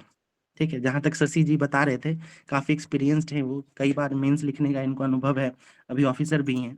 ठीक है, तो इनका कहना था कि आप एक पहले फैक्ट के लिए कॉपी बनाइए और कीवर्ड्स के लिए बनाइए। बिल्कुल सही कह रहे थे सर, क्योंकि जब आप आंसर लिखेंगे तो आपको पूरा का पूरा आंसर याद नहीं होगा कभी भी, या कभी भी क्या होता है कि पूरा फ्रेम आपको याद नहीं रहता है। ठीक है। लेकिन वो कीवर्ड्स जब आपको याद रहेंगे, वो फैक्ट्स याद रहेंगे, वो उदाहरण याद रहेगा, तो उससे आपका आंसर जो है बिल्कुल संतुलित नजर आएगा। ठीक है। आप सोचिए, इस बार एक चीज और ध्यान रखने की है कि इस बार 20,000 मेंस की कॉपी चेक होंगी। ठीक है। और जो कॉपी चेक करने वाले होंगे उनको आपको अपनी तरफ से कुछ सहूलियत देना होगा। 10 कॉपी 20 कॉपी चेक करने के बाद कोई भी जो चेक करने वाले होते हैं वो ऊब जाते हैं। ठीक है। तो आपके अपने अपने कॉपी में कुछ इस तरीके की चीजें डालनी होंगी जिससे आपका कॉपी अट्रैक्टिव लगे, बाकी सबसे थोड़ा अलग लगे। ठीक है। तो इन सब चीजों का आप लोग विशेष ध्यान रखिए। बिल्कुल उसके बाद ग्रुप में काफी लोग जो कॉपी डालते हैं उसको देखिए, बार बार उसको एनालिसिस कीजिए। हम लोग भी धीरे धीरे, रुपेश सर भी हैं, धीरे धीरे उन कॉपीज पे डिस्कशन करेंगे, कहाँ पे क्या कमियां रह गई हैं उस पर विस्तृत चर्चा करेंगे धीरे धीरे। ठीक है। और उसमें एकदम सूक्ष्मता के साथ जो है आप लोगों को बताया जाएगा कि किस तरीके से एक एक नंबर इन्हांस हो सके। हमारे साथ पहले भी ग्रुप में जो टॉपर्स रहे हैं या जो सेलेक्टेड कैंडिडेट्स रहे हैं वही जुड़ते हैं या वही जुड़े हुए भी थे। ठीक है। तो अभी 70वीं में क्या है कि पोस्ट बहुत सारे अच्छे अच्छे आए हुए हैं, तो पर्सनली भी ये मैसेज आता रहता है, सर को भी आता रहता है कि 1 नंबर, 5 नंबर, 10 नंबर कैसे बढ़ सके, है ना। जैसे जीएस पेपर 2 में किन्हीं का कुछ मार्क्स कम रह गया है तो उनको 10 नंबर कैसे बढ़ाया जा सकता है, यानी इतना बारीकी से बात किया जाता है यहाँ पे। ठीक है। तो ये जो है आपको मेंस में एग्जाम क्लियर करने में तो हेल्प करेगा ही, साथ ही साथ जो फाइनल रैंक आएगा उसमें आपको बहुत मदद करेगा। ठीक है। क्योंकि बहुत बढ़िया जो है मौका मिला है, इतना अच्छा अच्छा पोस्ट है, 2000 के आसपास सीट है। तो सिर्फ ये ना हो कि आप सिर्फ सेलेक्टेड हो रहे हैं इसमें, है ना। यहाँ कहीं ना बिल्कुल कहीं बढ़िया से बढ़िया रैंक लेने की जरूरत है। और उसके लिए काम अगर आपको करना है तो एकदम सूक्ष्मता के साथ डिटेल में, जहाँ पे बिल्कुल कहीं पे भी 2 नंबर, आधा नंबर, 1 नंबर कैसे बढ़ सकता है, अगर आपको 18 आ रहा है तो 19 कैसे हो सकता है, 22 आ रहा है तो 23 कैसे हो सकता है, इस पे बात करना होगा आप। ठीक है। तो बिल्कुल इसके लिए जो है हम लोग आगे बात करेंगे, है ना। बिल्कुल। एक चीज मैं और इसमें ऐड कर देना चाहता हूँ कि हर इंस्टीट्यूट में क्या होता है कि बच्चे, मतलब कि जो 69th का मेंस पास किया होगा, इंटरव्यू दिया हुआ लड़का होगा जिसका सिलेक्शन नहीं हो पाया है, वो लोग कॉपी चेक करता है। हमारे इंस्टीट्यूट में खास क्या है कि यहाँ टीचर खुद कॉपी चेक करते हैं। वो वैसे बच्चे तो हमारे पास पढ़ते हैं, तो वो कॉपी कैसे चेक करेगा, उसको कहाँ से अनुभव आ गया। तो यहाँ पे मेंटर खुद आपके कॉपी को देखता है, खुद आपके कॉपी को एवेलुएट करता है। तो ये फर्क है, तभी जा करके इतना रिजल्ट होता है और इतने बच्चे सिलेक्ट होते हैं, क्योंकि हम लोग सब मेंटर मिलके मेहनत करते हैं। हाँ, अगला सवाल लेते हैं। किड्स, ये बहुत देर से हैंड रेज किया, आपका नाम क्या है वो बताइए पहले। हेलो सर, हाँ मेरा नाम अजीत कुमार है सर। जी बताइए। सर मेरा 2 क्वेश्चन है। पहला क्वेश्चन सर, ये ग्रुप का पर्टिकुलर टॉपिक पे जैसे पॉवर्टी पे, एम्प्लॉयमेंट पे, वो सब का अगर नोट्स कहीं मिल जाए सर एकदम फैक्ट के साथ, क्योंकि सर उसको मतलब ऐसे खुद से करने में बहुत टाइम लग जाता है सर। तो मैं अभी मतलब जो वो नोट्स आपको दिखाया गया, आपको क्या लग रहा है कि वो नोट्स कम नहीं, था? तो वो तो फिर बहुत अच्छा लगा सर। वो सारा वही आपको देख के दे तो दिया मेरा जाएगा, बना बनाया ही हो गया ना, अब क्या चाहिए आपको। वही फैक्ट्स अलग अलग रहे, कुछ डेटा जैसे वो हेल्थ का डेटा बहुत दिखा रहे नोट्स तो वो है, अलग वो रहे। तो थोड़ा सा आपको अभी हम लोग दिखाए हैं, बहुत सारा कंटेंट मटेरियल हमारे पास रखा हुआ है, वो सब धीरे धीरे दे देंगे, एक दिन में किसी को नहीं देंगे। आप ये जो सोच रहे हैं कि एक दिन में सारा नोट्स मिल जाए, नहीं मिलने वाला है। एक एक करके सीरियल वाइज, समय के साथ, धीरे धीरे धीरे धीरे आपको सारा हम प्रोवाइड करवा देंगे। क्योंकि अच्छा एक सर, दिन में और देंगे ना सर आप पढ़ पाएंगे, ना सर आपको थोड़ा समझ हम में लोग आएगा, ने सिर्फ आप तो पीडीएफ कलेक्टर बन जाएंगे, फिर कलेक्टर आप नहीं बन पाएंगे। थोड़ा सा एक्सप्लेन कर दीजिए कि किस क्वेश्चन में क्या अप्रोच समझ गए रखेंगे, समझ टेलर वर्ड वाला जो आता है देखिए, सर। इसका एक क्लास मैं खुद लूंगा टेल वर्ड को एक्सप्लेन करने के लिए। इसका एक पीडीएफ भी है हमारे पास, वो पीडीएफ भी प्रोवाइड करवा देंगे। और उसके बाद टेल वर्ड पे पूरा क्लास भी ले लेंगे कि explain, elucidate, evaluate, throw the light, होता है ना, मूल्यांकन करें, व्याख्या करें, टिप्पणी लिखें, इसका क्या मतलब है, हर अलग अलग क्वेश्चन में इसका क्या मतलब होता है, इसके ऊपर एक क्लास डिटेल में लिया जाएगा। Good evening. सर हम बोल रहे थे कि जिस कार्तिकेयन सर का जो नोट्स था वो इंग्लिश में था, हिंदी मीडियम में भी आपको नोट्स प्रोवाइड करवाया जाएगा, आप चिंता सर काहे कर मतलब रहे हैं। वही वाला नोट, एकदम वही लेवल के नोट्स सर, अच्छा उसी लेवल लगभग के मतलब सारे नोट्स रहते हैं, ऐसा नहीं है कि कोई अलग लेवल का नोट्स मिलेगा। हाँ सर। रुपेश जी, हाँ अभी कौन सवाल कर रहे थे, मतलब कि उसी अनीस लेवल का हमको अनीस चाहिए। अनीस अनीस जी सर, मैं पूछ रहा था। हाँ अनीस जी, हाँ अनीस जी, जी देखिए सर। आपको कंटेंट कार्तिकेयन सर से ज्यादा मिलेगा आपको, ठीक है, लेकिन चीजों को कैसे सजाना है, ठीक है, वो आपका मतलब वे होना चाहिए, ठीक है। सबका अलग अलग अपना वे होता है सजाने का। आप किस तरीके से पढ़ते हैं, किस तरीके से उसको आप रखेंगे अपने पास, है ना। कंटेंट तो सर से ज्यादा मिलेगा। आप तो सर की बात कर रहे हैं ना, सर से भी इवन ज्यादा आपको कंटेंट बहुत सारा मिलेगा है ना, वहाँ पूरा पे। टीम है हमारे पास ना। तो वो उस सर, उस टीम में कार्तिकेयन सर भी हैं, तो सारा हिंदी इंग्लिश सब में मिलेगा, आप चिंता ना करें। अनु, अनु सर मैं हाँ, एक जी हेलो सर। मैं आपसे पहली बार जुड़ रही हूँ सर। मैंने 3 मेंस पहले लिख चुका है, 67, 69 और सीडीपीओ। सर मेरे मेंस में 67 में मतलब जीएस पेपर 2 में 120 थे और इस बार और कम हो गए, मतलब 101 हो गए। सर मेरा मार्क्स बहुत कम आ रहा है, समझ नहीं आ रहा कि मतलब कैसे इसको बढ़ाऊं सर। और कंटेंट भी मेरे पास थोड़ा कम हो जाता है, लास्ट में कंटेंट ही मतलब लेने में और उसको एक जगह करने में टाइम चला जाता है सर। कार्तिकेयन सर है क्या? क्वेश्चन जी रिपीट कर। सर। जी सर, मैंने मतलब मेंस दिया था 67 और 69 सीडीपीओ का भी सर। तो 67 में सर ओके। जीएस पेपर 2 में मेरे 120 मार्क्स थे और फिर जब मैंने 69 इस बार दिया था तो उसमें मेरे 101 आए, मतलब और मार्क्स मेरा मतलब कम ही हो गया। GS1 में? जीएस पेपर 2 में सर GS पेपर 2 में पिछले बार कितने थे? 129। 120 थे सर 67 में और इस बार अच्छा 101 हो गए। 120 था, इस बार 101 हुआ। अच्छा अच्छा, ओके जी ओके। हाँ, और 69 सर पे कंटेंट 69 में 101 आया है। जी सर।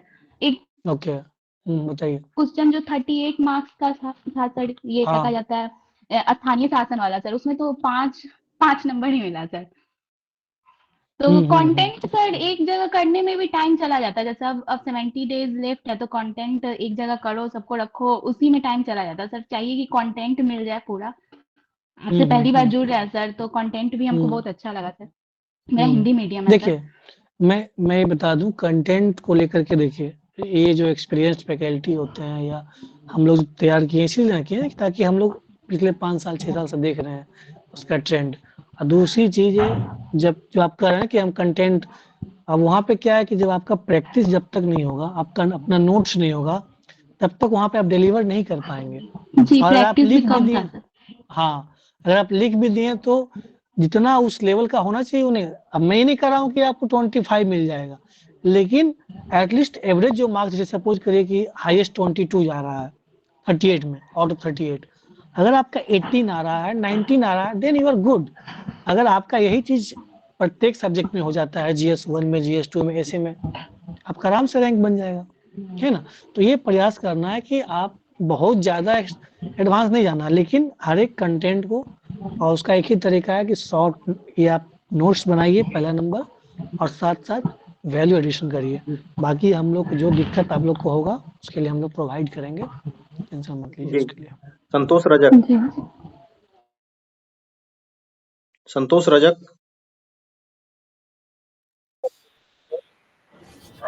बताइए। सर मैं बोल रहा था, एक डाउट है कि सर जैसे मुझे, मेरा कंसर्न है कि जैसे मैं GS1 और GS2 इंग्लिश में लिखना चाह रहा हूँ और मैं ऐसे हिंदी में लिखना चाहूँ, क्या ये पॉसिबल है? देखिए, बिल्कुल पॉसिबल है, मैं सारे बच्चों को बता देता हूँ। बीपीएससी में यह फैसिलिटी दी गई है। आप GS1 चाहे तो हिंदी में इंग्लिश में लिख सकते हैं, GS2 चाहे तो हिंदी में लिख सकते हैं, ऐसे चाहे तो हिंदी में लिख सकते हैं, या GS1 GS2 इंग्लिश में लिख लें, ऐसे हिंदी में लिख लें। कहने का मतलब ये है कि आप किसी भी पेपर को, एक कंप्लीट GS1 को इंग्लिश में लिखना चाहते हैं, इंग्लिश में लिखें। किसी भी पेपर को आप एक कंप्लीट एक भाषा में लिख सकते हैं। आपका उसका उस पेपर का दूसरे पेपर के भाषा से कोई लेना देना नहीं है, ये व्यवस्था है। ठीक है, Kajal Kumari. Kajal. Avinash. Good evening sir. Good evening sir, मैंने 69th में ऐसे इंग्लिश में लिखा था, तो कंपैरेटिवली मुझे ऐसा लगा कि इंग्लिश मीडियम वालों को कम नंबर दिया गया है। तो सर इस बार का अप्रोच क्या रहेगा, क्या करना चाहिए, और वो मटेरियल कहाँ से मिलेगा, वो सब थोड़ा गाइड कर देते। बताइए सर।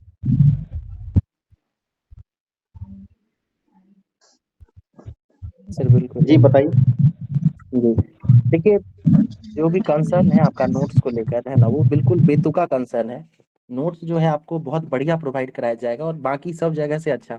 कुछ तो उदाहरण अभी आप देखे भी, साइंस एंड टेक का जो है बनाया गया हैंडमेड नोट्स है, वैसा ही आपको हिंदी इंग्लिश दोनों में मिलेगा।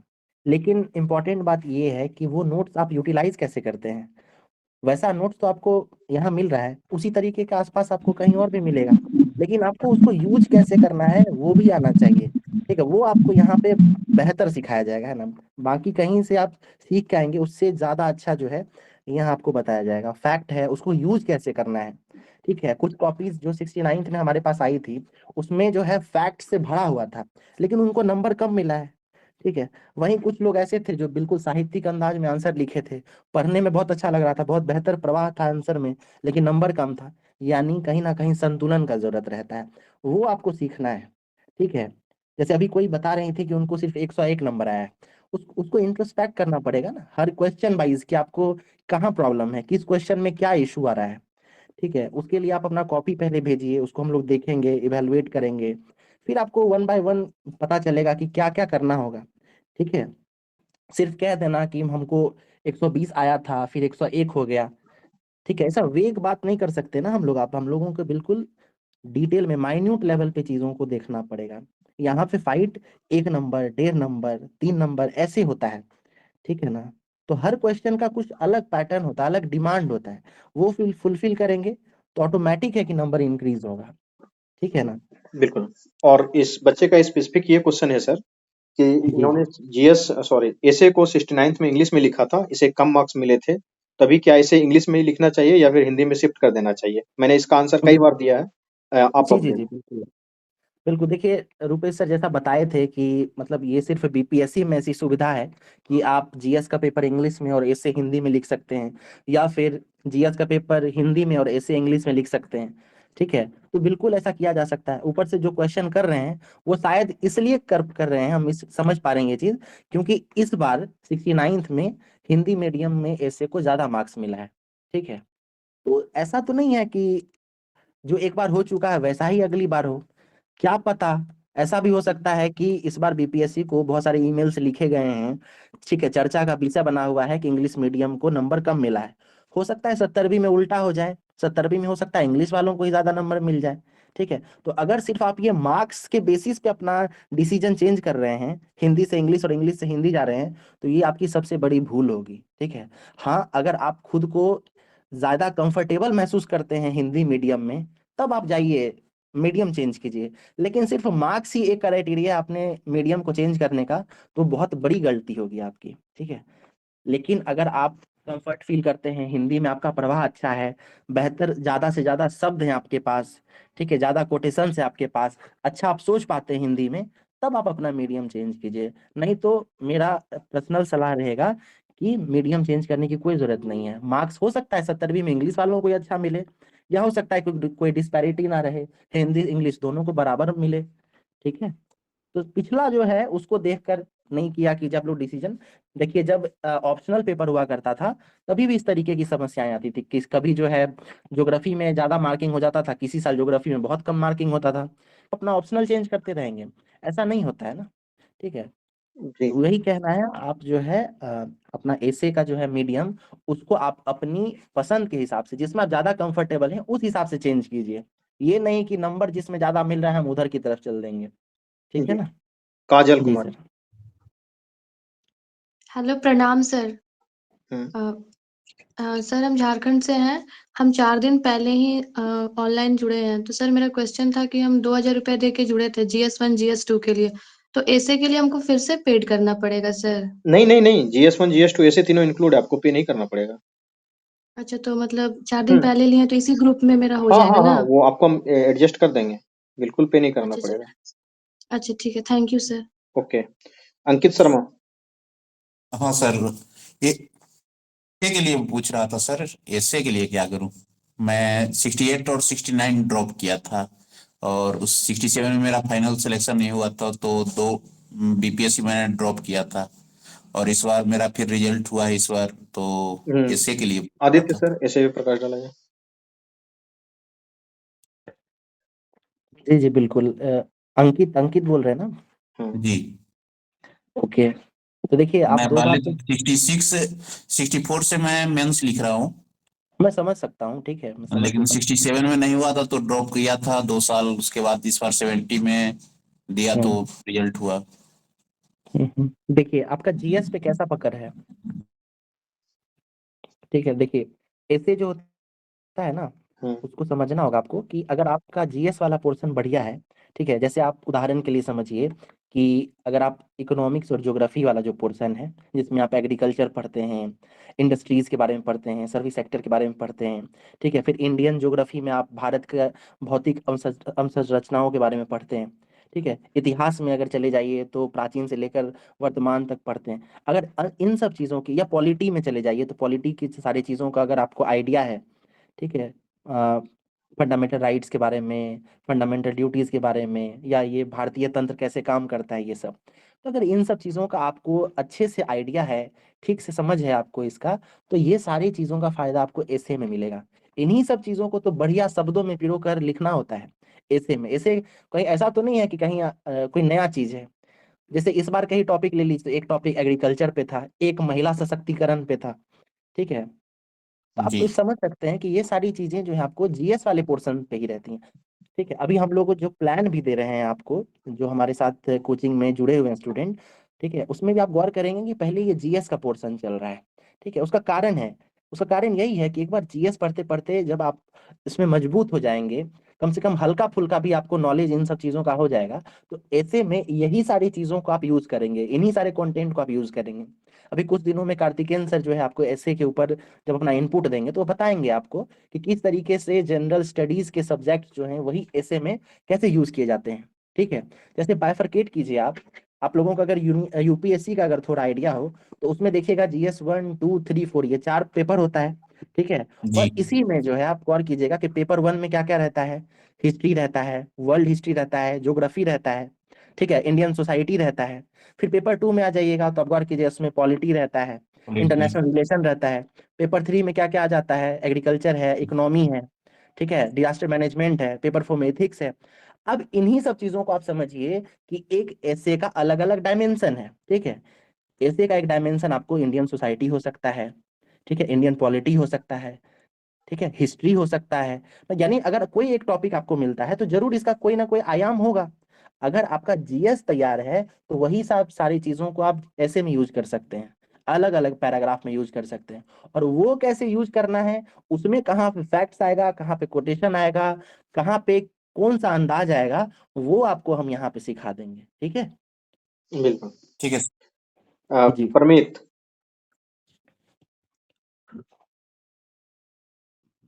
Yes sir, good evening sir. First of good evening sir, ये जो मैंने मतलब 69 दिया था सर, उसमें आपको तो मतलब पता है इंटरव्यू 2 मार्क्स के लिए नहीं हुआ था।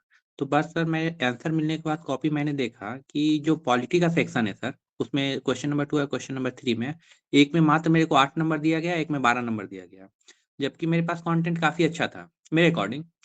तो सर अब मेरे जैसे मैं इस बार मतलब 70 पे निकल गया है, तो अब मेरा प्रिपरेशन स्ट्रेटेजी क्या होना चाहिए? कि मतलब इस प्रकार से हर एक लड़के के लिए मैं पूछ रहा हूँ कॉमनली सर, शायद बहुत सारे का ऐसा प्रॉब्लम है। हाँ सर बता दीजिए। जी बिल्कुल पमित, देखिए पॉलिटी सेक्शन में आपका मार्क्स कम आ रहा है, ठीक है ना। Yes sir. तो देखिए सबसे पहले तो एक बार आप अपना कॉपी भेज दीजिएगा, आप तो हमारे साथ पहले से जुड़े हुए भी हैं, ठीक यस है। सर। तो मैं फिर से एक बार वो क्वेश्चन को देखूंगा, ठीक है, फिर सर कहाँ पे मैंने क्या भेज दिया है इरर है। सर, रुपीस हाँ करके कॉपी टेलीग्राम पे परमित मैंने की भेज कॉपी दिया। आ गई है हमारे पास, क्योंकि आज रिजल्ट जी आ गया है जी तो समय नहीं मिल पाया था चेक करने के लिए, इनका देखना था कि अमित, क्या इशू रह गया। हम लोग ऐसा करेंगे, एक बार मैं और सर हम लोग जो हैं आपस में मिल के पहले आपके कॉपी को एक बार जज करते हैं, ठीक है। फिर यस सर। आपको जो है 1 बाय 1 एक एक एक करके आपको एक बार गूगल मीट पे हम लोग लेके साथ में, और फिर उस पर बात कर लेंगे, ठीक है। यस सर, क्योंकि सर मेरा एक कंटेंट बना हुआ है, तो अब मैं उसे तो फिर से बनाने में काफी टाइम लग जाएगा, तो उसी को नहीं सिर्फ नहीं, आप इन्हांस उसको करना। बिल्कुल उसको मत बदलिए, ठीक है, उसको बदलने की कोई जरूरत नहीं है, ठीक है। यस सर, इसीलिए मैं ठीक है, तो एक ओके बार सर, थैंक परमित की कॉपी हम लोग देख लेंगे, उसके बाद फिर आप लोगों को भी दिखाएंगे लाइव कि देखिए इन्होंने 69 लिखा, काफी अच्छा लड़का है, 2 नंबर से मात्र रह गया फाइनल सिलेक्शन इसका। तो किस तरीके से कम मार्क्स मिले हैं, कि इनकी गलती है या बीपीएससी की गलती है, वो भी तो देखना जरूरी है भाई। तो हम लोग देखेंगे उसको जरूर, बिल्कुल ठीक है। बिल्कुल, कई बार ऐसा भी होता है कि आप अपना 100% देते हैं। ऐसा बहुत सारा कॉपी आया था हमारे पास, ठीक है, जहाँ बहुत बढ़िया कॉपी लिखा हुआ था उनका सिलेक्शन नहीं हुआ है, और जहाँ मिला जुला के आंसर था, एवरेज था, उनका अच्छा आंसर मतलब रैंक आया है, ठीक है, इस तरीके का चीज होता रहता है, बट फिर भी हम लोग इन चीजों को नहीं ध्यान देंगे, पॉजिटिव रहेंगे, हम लोग अपने ही कमियों को निकालेंगे उसमें से और फिर काम करेंगे, तो बेहतर रिजल्ट मिलेगा। ठीक है विकास जी, सर एक डाउट था सर, पूछ सकते हैं क्या? एक एक जी करके। बोलिए। सर ये क्या कहते हैं, फिल्म्स में जो मतलब वो एडमिट कार्ड मिलता है वो खो गया है, मतलब वो रखा जरूरी होता है क्या? मतलब फाइनली जब रिजल्ट हुआ है मेरा, मतलब देखिए ऐसी कोई जरूरी नहीं है, नहीं खोजा जाता। कहाँ इंटरव्यू के समय मेंस वाला रखिएगा सही से, ठीक है, मेंस वाला ही मांगा जाएगा इंटरव्यू के टाइम पे। अगर खो गया है तो कोई बात अच्छा नहीं, बट खोज लीजिए, अगर मिल जाता तो अच्छी बात है, लेकिन नहीं खोजा जाएगा। इंटरव्यू के समय मेंस वाला खोजा जाता है, उसको रखिएगा अच्छे से। ओके ओके ठीक है, ठीक है, थैंक यू सर। हाँ विकास, विकास पूछिए, फिर जाएंगे, 11 बजने को है, जल्दी जल्दी पूछिए। जी good evening sir. Good evening. बोल रहे हैं कि मेरा है ये पहला बार हुआ है, पिछले 2 बार से दे रहे थे प्री तो नहीं हो रहा था, तो हम दूसरा एग्जाम सब का अभी देख रहे थे, लेकिन इस बार हो गया है। तो मेरा स्ट्रेटजी मतलब क्या रहना चाहिए, इतना दिन में कर भी सकते हैं कि नहीं, पॉसिबल है कि नहीं? देखिए सबसे पहले तो बिल्कुल आप कर सकते हैं, इसमें कोई डाउट नहीं है, बस मेहनत थोड़ा सा ज्यादा करना पड़ेगा। और दूसरी बात है कि पहली बार है, सब चीज आपको बहुत इधर उधर नहीं भटकना है। सबसे पहले जो कोर सब्जेक्ट मैंने बताए थे पिछले वीडियो में, उसको जाके देख लीजिएगा, उस पे काम करना स्टार्ट कर देना है। और साथ के साथ आंसर राइटिंग में किस तरीके से काम करना है ताकि कम समय में अच्छा आप बेहतर लिखने के लिए सीख सकें, इसके ऊपर आपको काम करना पड़ेगा। बाद में क्या आदित्य सर जैसे आपको बता देंगे। इसमें इसमें बहुत लोग हैं पहले सिलेक्टेड, वो सबको पता है। मेरे जैसा स्टूडेंट का अलग से ग्रुप मतलब नहीं, कुछ होगा वैसा भी, समझिए जो कि मेरी बात को समझिए। क्योंकि आप बहुत अच्छे ग्रुप के साथ, बच्चों के साथ तैयारी करेंगे, कंपटीशन करेंगे। हम एज ए टीचर, हमारी जिम्मेदारी है कि किस तरीके से जो कमजोर बच्चे हैं, जो अच्छे बच्चे हैं, उसके ऊपर ध्यान दिया जाता है। मैं एक एग्जांपल देता हूँ। हम लोग अभी टेस्ट ले रहे थे, 2-3 टेस्ट हो चुका है। पहले टेस्ट में हम लोगों ने जी क्या किया, किसी भी बच्चे के कॉपी पे मार्क्स नहीं दिया, क्योंकि मुझे पता है मेरे पास बहुत अच्छे बच्चों का ग्रुप है। अगर किन्हीं को ज्यादा मार्क्स, किन्हीं को कम मार्क्स आएगा, बच्चे डिमोटिवेट हो जाएंगे। पेडागॉजी जो पढ़ाने का एक तरीका होता है, वो टीचर को पता रहता है कि कैसे कमजोर बच्चों को, अच्छे बच्चों को, सबको साथ लेके चलना है। आप कमजोर अब है ही नहीं, आप भी क्वालिफाई कर गए हैं, ये भी क्वालिफाई कर गए हैं, तो अपने आप को कमजोर जी पहले मान क्यों रहे हैं, पहली बात। दूसरी बात, जब हम लोगों ने दूसरा बार टेस्ट लिया, तो उसमें क्या किया कि उनका मार्क्स लिखना हम लोगों ने स्टार्ट किया। अब जब तीसरा बार हम लोग टेस्ट लेंगे, तीसरा या चौथा टेस्ट हो जाएगा शायद, अब जब टेस्ट लेंगे तो उस टेस्ट में हम लोग क्या करेंगे कि मार्क्स लिखेंगे, साथ के साथ क्या करेंगे कि रैंक भी जारी करना स्टार्ट करेंगे कि हाँ इस बच्चे को इतना मार्क्स, इसका एक रैंक, 2 रैंक, 3 रैंक, 4 रैंक, उस तरीके से रैंक भी जारी करना स्टार्ट करेंगे। तो वो हम लोगों का पढ़ाने का एक तरीका होता है। ठीक है, तो आप बिल्कुल जी। निश्चित रहें, डरना और बिल्कुल नहीं है इन लोगों से। और ग्रुप ग्रुप जब ज्वाइन हो जाएगा तो उसके बाद कंटेंट उन्टेंट सब व्हाट्सएप पे मिलता है? वो व्हाट्सएप पे, टेलीग्राम पे, हर जगह ग्रुप है, वो मिल जाएगा आपको कंटेंट। जी सर। ठीक। हर वंदना कुमारी, ये कौन है? ये बहुत देर से हैंड रेज कर रहे हैं, क्या नाम है आपको पता नहीं चल रहा है? वंदना पूछिए सवाल।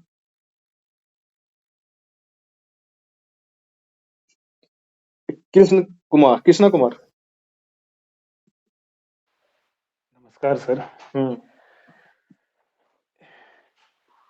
ये जल्दी बोलिए सर, हम भी सर नए हैं सर। ये बताइए। 67 और 8 दिए थे सर, लेकिन दोनों में एक एक नंबर से चूक गए थे सर। इस बार कटअप से थोड़ा अच्छा ठीक ठाक है सर।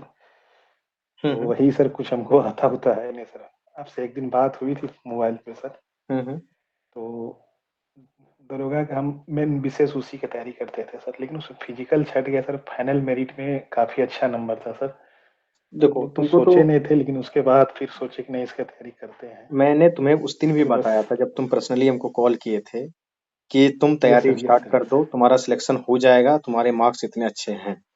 ठीक है, जी सर। आपका कटअप देखे सर, हौसला बढ़ा सर। हौसला बढ़ा, जो तो बताया गया था वही हुआ ना। जी ठीक सर, है, जी सर। पर्सनली मैं बहुत सारा मैसेज दिखा सकता हूँ कि जिन बच्चों को मैंने बोला है हाँ तुम्हारा होगा तो वो हो जाएगा, बहुत सारे वैसे मैसेज जी हैं। सर, जी सर। ठीक है, तो तैयारी अब स्टार्ट कर दो। आदित्य सर से बात कर लो थोड़ा सा, तो क्योंकि हम तो बता ही चुके हैं तुमको। मैं आदित्य मेन सर है हैं, सर बता दीजिए कुछ, कि फर्स्ट आप अटेम्प्ट वाले बच्चे क्या करें। जी जी बिल्कुल बिल्कुल पहले तो हाँ। ये बताएं कि सर इन लोगों का डर कैसे दूर हो। हाँ देखिए, बिल्कुल घबराने की जरूरत नहीं है। 70 दिन है और बहुत होता है ये, है ना। 70 दिन से ज्यादा ही है। अभी आप कहाँ, मेंस का तो डेट आया नहीं है, समझिए अप्रैल बताया गया है। तो स्टार्ट जी अपील सर। होगा कि लास्ट अपील कहाँ विषय पता है, ठीक है ना, घबराइए नहीं। विषय पर समझ जो है सर मेरा मतलब ये ठीक ठाक ये है सर, क्योंकि इतना दिन हम्म, से पढ़ रहे हैं सर, लगभग 8-10 साल से तो ये है, लेकिन लिखने का सर अभ्यास नहीं है सर, बस कोई यही बात नहीं कमी है। है सर। अब सुनिए आप सुनिए सुनिए आप, शांति से। ठीक है, हाँ बिल्कुल। देखिए ऐसा बहुत सारे लोग होंगे इस बार जिनका पहला अटेम्प्ट होगा, ठीक है, पहला मेंस का अटेम्प्ट होगा, क्योंकि कट ऑफ थोड़ा जी नीचे सर, जी गया सर। है, सीट ज्यादा है, तो काफी लोग होंगे, आपके जैसे बहुत लोग होंगे, ठीक है।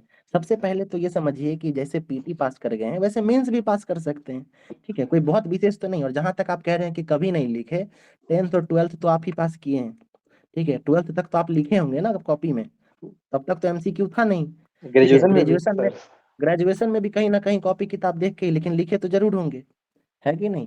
तो लिखने का आपको हैबिट है, बस यहाँ पे क्या होगा आपको, पहले देखिए लिखा कब जाता है, सबसे पहले ये समझिए कि पहले थॉट जो है, पहले विचार आपके दिमाग में बनता है, ठीक है, और जब वो विचार बनता है उसी को आप कलमबद्ध करते हैं, उसको ही कागज पे उतारते हैं। अब आपके दिमाग में अगर विचार ही नहीं बन रहा है तो आप कॉपी पे क्या लिखिएगा, लिखिएगा भी तो उल्टा सीधा लिख दीजिएगा। तो आपका सबसे, आपके कृष्णा जी आपके लिए कहा जा रहा है, या ऐसे स्टूडेंट जो पहली बार लिखेंगे, सबसे पहले तो आपके दिमाग में थॉट बनने चाहिए, ठीक है। कोई भी सवाल आता है तो उसके पीछे आपका सोच डेवलप होना चाहिए, मौर्य कला पे पहले डेवलप कीजिए, सोच बनाइए। अब ये थॉट कैसे बनेगा, तो इसके लिए पहले आपको इनटेक बढ़ाना होगा, ठीक है, पहले पढ़ना होगा, पहले समझना होगा, सुनना होगा, ठीक है। बहुत सारी चीजों को सुनेंगे पढ़ेंगे, तब जाके एक विचार बनेगा, फिर वो विचार पन्ने पे आएगा, और फिर जब पन्ने पे आएगा तब आपको कमियां दिखेंगी कि अरे हम इस तरीके से नहीं, सोच तो हम अलग रहे थे, लिख हम अलग दिए, ये सारी चीजें गलतियां होंगी आपसे। फिर वहां से काम शुरू होगा करना, ठीक है। ये प्रोसेस है। हो सकता है कि कुछ ऐसे स्टूडेंट होंगे जो इन सब चरणों से गुजर चुके होंगे, आप सीधा वो पेपर पे लिख रहे होंगे, ठीक है। आप थोड़ा पीछे हैं, तो आपको पहले इन सब चीजों पे वर्क करना होगा। पहले आप शॉर्ट में टॉपिक बनाइए, ठीक है, हमारे कोचिंग की तरफ से भी प्रोवाइड किया गया है पूरा का पूरा लिस्ट, अभी सर इस पे दिखा रहे थे, बाकी ग्रुप में पीडीएफ भी है, ठीक है। उसमें जाके आपको वहां पे कुछ दिया गया है लिस्ट, ठीक है, हिस्ट्री का अलग है, जी सर, पॉलिटी का जी अलग सर। है, साइंस एंड टेक का अलग है, इकोनॉमी ज्योग्राफी का अलग है, ठीक है। उन सब टॉपिक को पकड़िए, उसमें से पहले किसी एक सेक्शन को पकड़िए, पहले हिस्ट्री मन है तो हिस्ट्री पकड़िए। जो भी दरोगा के टाइम पढ़ रहे होंगे आप, तो वहाँ कहीं ना कहीं कोई ऐसा विषय होगा जो आपको दिलचस्प लगता होगा, उसको पकड़िए। अगर इतिहास अच्छा लगता है तो इतिहास के ही जो इंपॉर्टेंट टॉपिक्स दिए गए हैं उसको आप अपने सोर्सेज से, जो बहुत जगह अवेलेबल है, हमारे कोचिंग की तरफ से भी दिया जाता है, उसको आप पलटिए, उसको पढ़िए, देखिए क्या कहा जा रहा है, ठीक है। मौर्य कला के बारे में अगर पूछेगा, तो आपने जब तैयारी कर रहे थे दरोगा का या अभी बीपीएससी के लिए, तो मौर्य के बारे में पढ़े दरोगा होंगे, का सर, है कि नहीं। दरोगा का सर, हम जॉब में हैं सर, पुलिस में हैं, जी तो बिल्कुल। ये जब तैयारी कर रहे थे तो हमको छुट्टी के लिए मात्र 20 दिन मिला सर, और 20 दिन में सर दिन रात एक कर दिया सर, जिसका परिणाम रहा कि अच्छा मतलब मार्क्स आया सर। ठीक है, तो देखिए आप वही समझिए आप इन चीजों को, ये ठीक है। सिलेबस का है सवाल, इसका इस मेंस का सर, तो विषय कि आप सिंपल है कृष्णा जी, है ना, आप जॉब में हैं नहीं है, उस सबसे कोई मतलब नहीं बनता है, ठीक है ना। आप बेहतर की कोशिश में है और जिंदगी में हमेशा करना चाहिए ये चीज, ठीक है। अपना, आपकी जो समस्या है उसको आप पहले छोटा कीजिए, है ना, अलग अलग चरणों में बांटिए। आपका तो प्राइमरी समस्या यही है कि आपके दिन अभी थॉट ही नहीं बन रहा है टॉपिक को लेके, तो पहले अपना इनटेक बढ़ाइए, ठीक है, पहले पढ़िए चीजों को, ठीक है, पहले समझिए, ठीक है। फिर हमारे ग्रुप में कुछ कॉपी इवेलुएटेड आते हैं, उसको आप चेक कीजिए, पढ़िए, देखिए कि आप, आपके जैसे स्टूडेंट जो टॉपर्स हैं वो क्या लिख रहे हैं, ठीक है ना। और फिर उस तरह करते करते नहीं हो तो आप उन्हीं आंसर्स को एक बार कॉपी करके खुद ही लिखिए, वही चीज को देखिए, अपने तरीके से उसको लिखिए। ऐसे करते करते 10 दिन में आप देखिएगा कि डेवलप हो जाएगा, आपका लिखने का हैबिट डेवलप हो जाएगा, ठीक है। धीरे धीरे थॉट्स भी बनने लगेंगे, ऐसा होता है, अमूमन होता है, ठीक है ना। बिल्कुल। इसमें कोई कोई बहुत दिक्कत नहीं है, आप आसानी से कर लेंगे, कोई समस्या नहीं है। हर्षवर्धन और धर्मेंद्र, लास्ट सवाल, उसके बाद हम लोग निकलेंगे। हर्षवर्धन पूछिए आप। सर मैं आपको वो भेजा था, वो कॉपी वाला 2-3 जो चेक हुआ था, तो हाँ, उसमें तुम्हारी कॉपी आज मुझे प्राप्त हुई थी, लेकिन आज चूंकि रिजल्ट आ गया तो उसको इसी में व्यस्त है। मैनेजमेंट वाला पे नहीं भेजना पड़ेगा, मतलब आपके पास भेजे तो हो नहीं जाएगा आ ना? गया, तुम्हारा मेरे पास आ गया, अब उसको दोबारा नहीं भेजना पड़ेगा वहाँ। ठीक, ठीक है। और चलो सर, प्रीलिम्स का भी गाइड करते हैं क्या सर? हाँ, प्रीलिम्स का भी बैच चलता है पूरा। जब इंस्टीट्यूट है, इंस्टीट्यूट का काम ही यही है पीटी मेंस इंटरव्यू के बच्चों को पढ़ाना, हम तो ऑब्वियस सी बात है वो भी चलता है। अच्छा सर, एक और क्वेश्चन सर, सिलेबस का सर अपडेटेड वाला मिल जाएगा क्या सर? हाँ, सिलेबस ये पूरा एक जो है ना लिख के दे देंगे कंप्लीट अपडेटेड वाला जो है, उसमें साइंस एंड टेक में क्या अपडेशन हुआ है या करंट अफेयर में क्या अपडेशन हुआ है, इसमें थोड़ा सा समय दीजिए। कुछ समय लेंगे, एक सप्ताह से थोड़ा सा ज्यादा ही समय लेंगे, ताकि कुछ और भी जो मुद्दे डेवलप हो रहे हैं उसको एक एक करके पूरा पॉलिटी में आपको कौन कौन से नए टॉपिक पढ़ने हैं, साइंस एंड टेक्नोलॉजी में कौन कौन से एडिशनल टॉपिक पढ़ने हैं, बिहार में क्या डेवलपमेंट हुआ है, करंट में बिहार में क्या डेवलपमेंट हुआ है, इकोनॉमी में जो कोर टॉपिक है तो है, एडिशनल क्या टॉपिक है, उसका पूरा लिख के हम लोग दे देंगे। थोड़ा सा समय दीजिए, ये इसको बना रहे हैं हम लोग, प्रिपेयर करके दे देंगे। ठीक है सर, लास्ट क्वेश्चन है सर। मोड का ये सब तो 38 नंबर का पूछता है, और बाकी जो सर 7 नंबर 8 नंबर का पूछता है उसका कुछ टॉपिक दिया गया है क्या सर? नहीं, देखो सुनो, ये जो है ना पटना कलम या मौर्य कला जो भी है, 38 नंबर और 7 नंबर में ऐसे नहीं होता है। सिलेबस आपका वही है, उसी में से कुछ क्वेश्चन को 7 नंबर में, 8 नंबर में, 38 नंबर में पूछा लाया जाता है। पिछले बार ऐसा हुआ था कि चंपारण को शॉर्ट में भी पूछा गया था, सेम चंपारण को लॉन्ग में भी पूछा गया था। तो अलग उसका सिलेबस नहीं है कि शॉर्ट क्वेश्चन का अलग सिलेबस है, लॉन्ग क्वेश्चन का अलग सिलेबस है, बिल्कुल ऐसा नहीं है। अब हम लोग लगभग सारे बच्चों का सवाल का आंसर दे दिए और काफी लंबा सेशन चला आज। इसका पूरा का पूरा रिकॉर्डिंग हमारे यूट्यूब पे अवेलेबल रहता है, जो चाहे तो वो दोबारा भी सुन सकते हैं, 3 बार सुन सकते हैं, और सारे क्लास की रिकॉर्डिंग भी हम लोग जो है कि बच्चों को प्रोवाइड करवाते रहते हैं। तो अब हम लोग इसी बात के साथ विदा लेना चाहते हैं कि जिन बच्चों को ऑफर का लाभ उठाना है, कृपया ऑफर का लाभ उठा लें। आप जानते हैं कि हमारे यहाँ ऑफर शॉर्ट ड्यूरेशन के लिए रहता है, तो जल्दी से जल्दी जिन्हें भी एडमिशन लेना है इस QR कोड पे पेमेंट करके आप एडमिशन ले सकते हैं। और जो छात्र सफल हो गए उनको बहुत बहुत बधाई फिर से, और जो छात्र असफल रह गए हैं उनके लिए एक दिन एक सेशन करेंगे, उससे भी बातचीत करेंगे, एक आध दिन में उनसे मिलेंगे हम लोग, और फिर जो है कि हम लोग अगले क्लासेस की तरफ बढ़ जाएंगे। टेस्ट अगला आपका शेड्यूल्ड है। तो गुड नाइट आप सभी को, बहुत बहुत धन्यवाद सर मेरा ज्वाइन भी करने नहीं के हुआ लिए।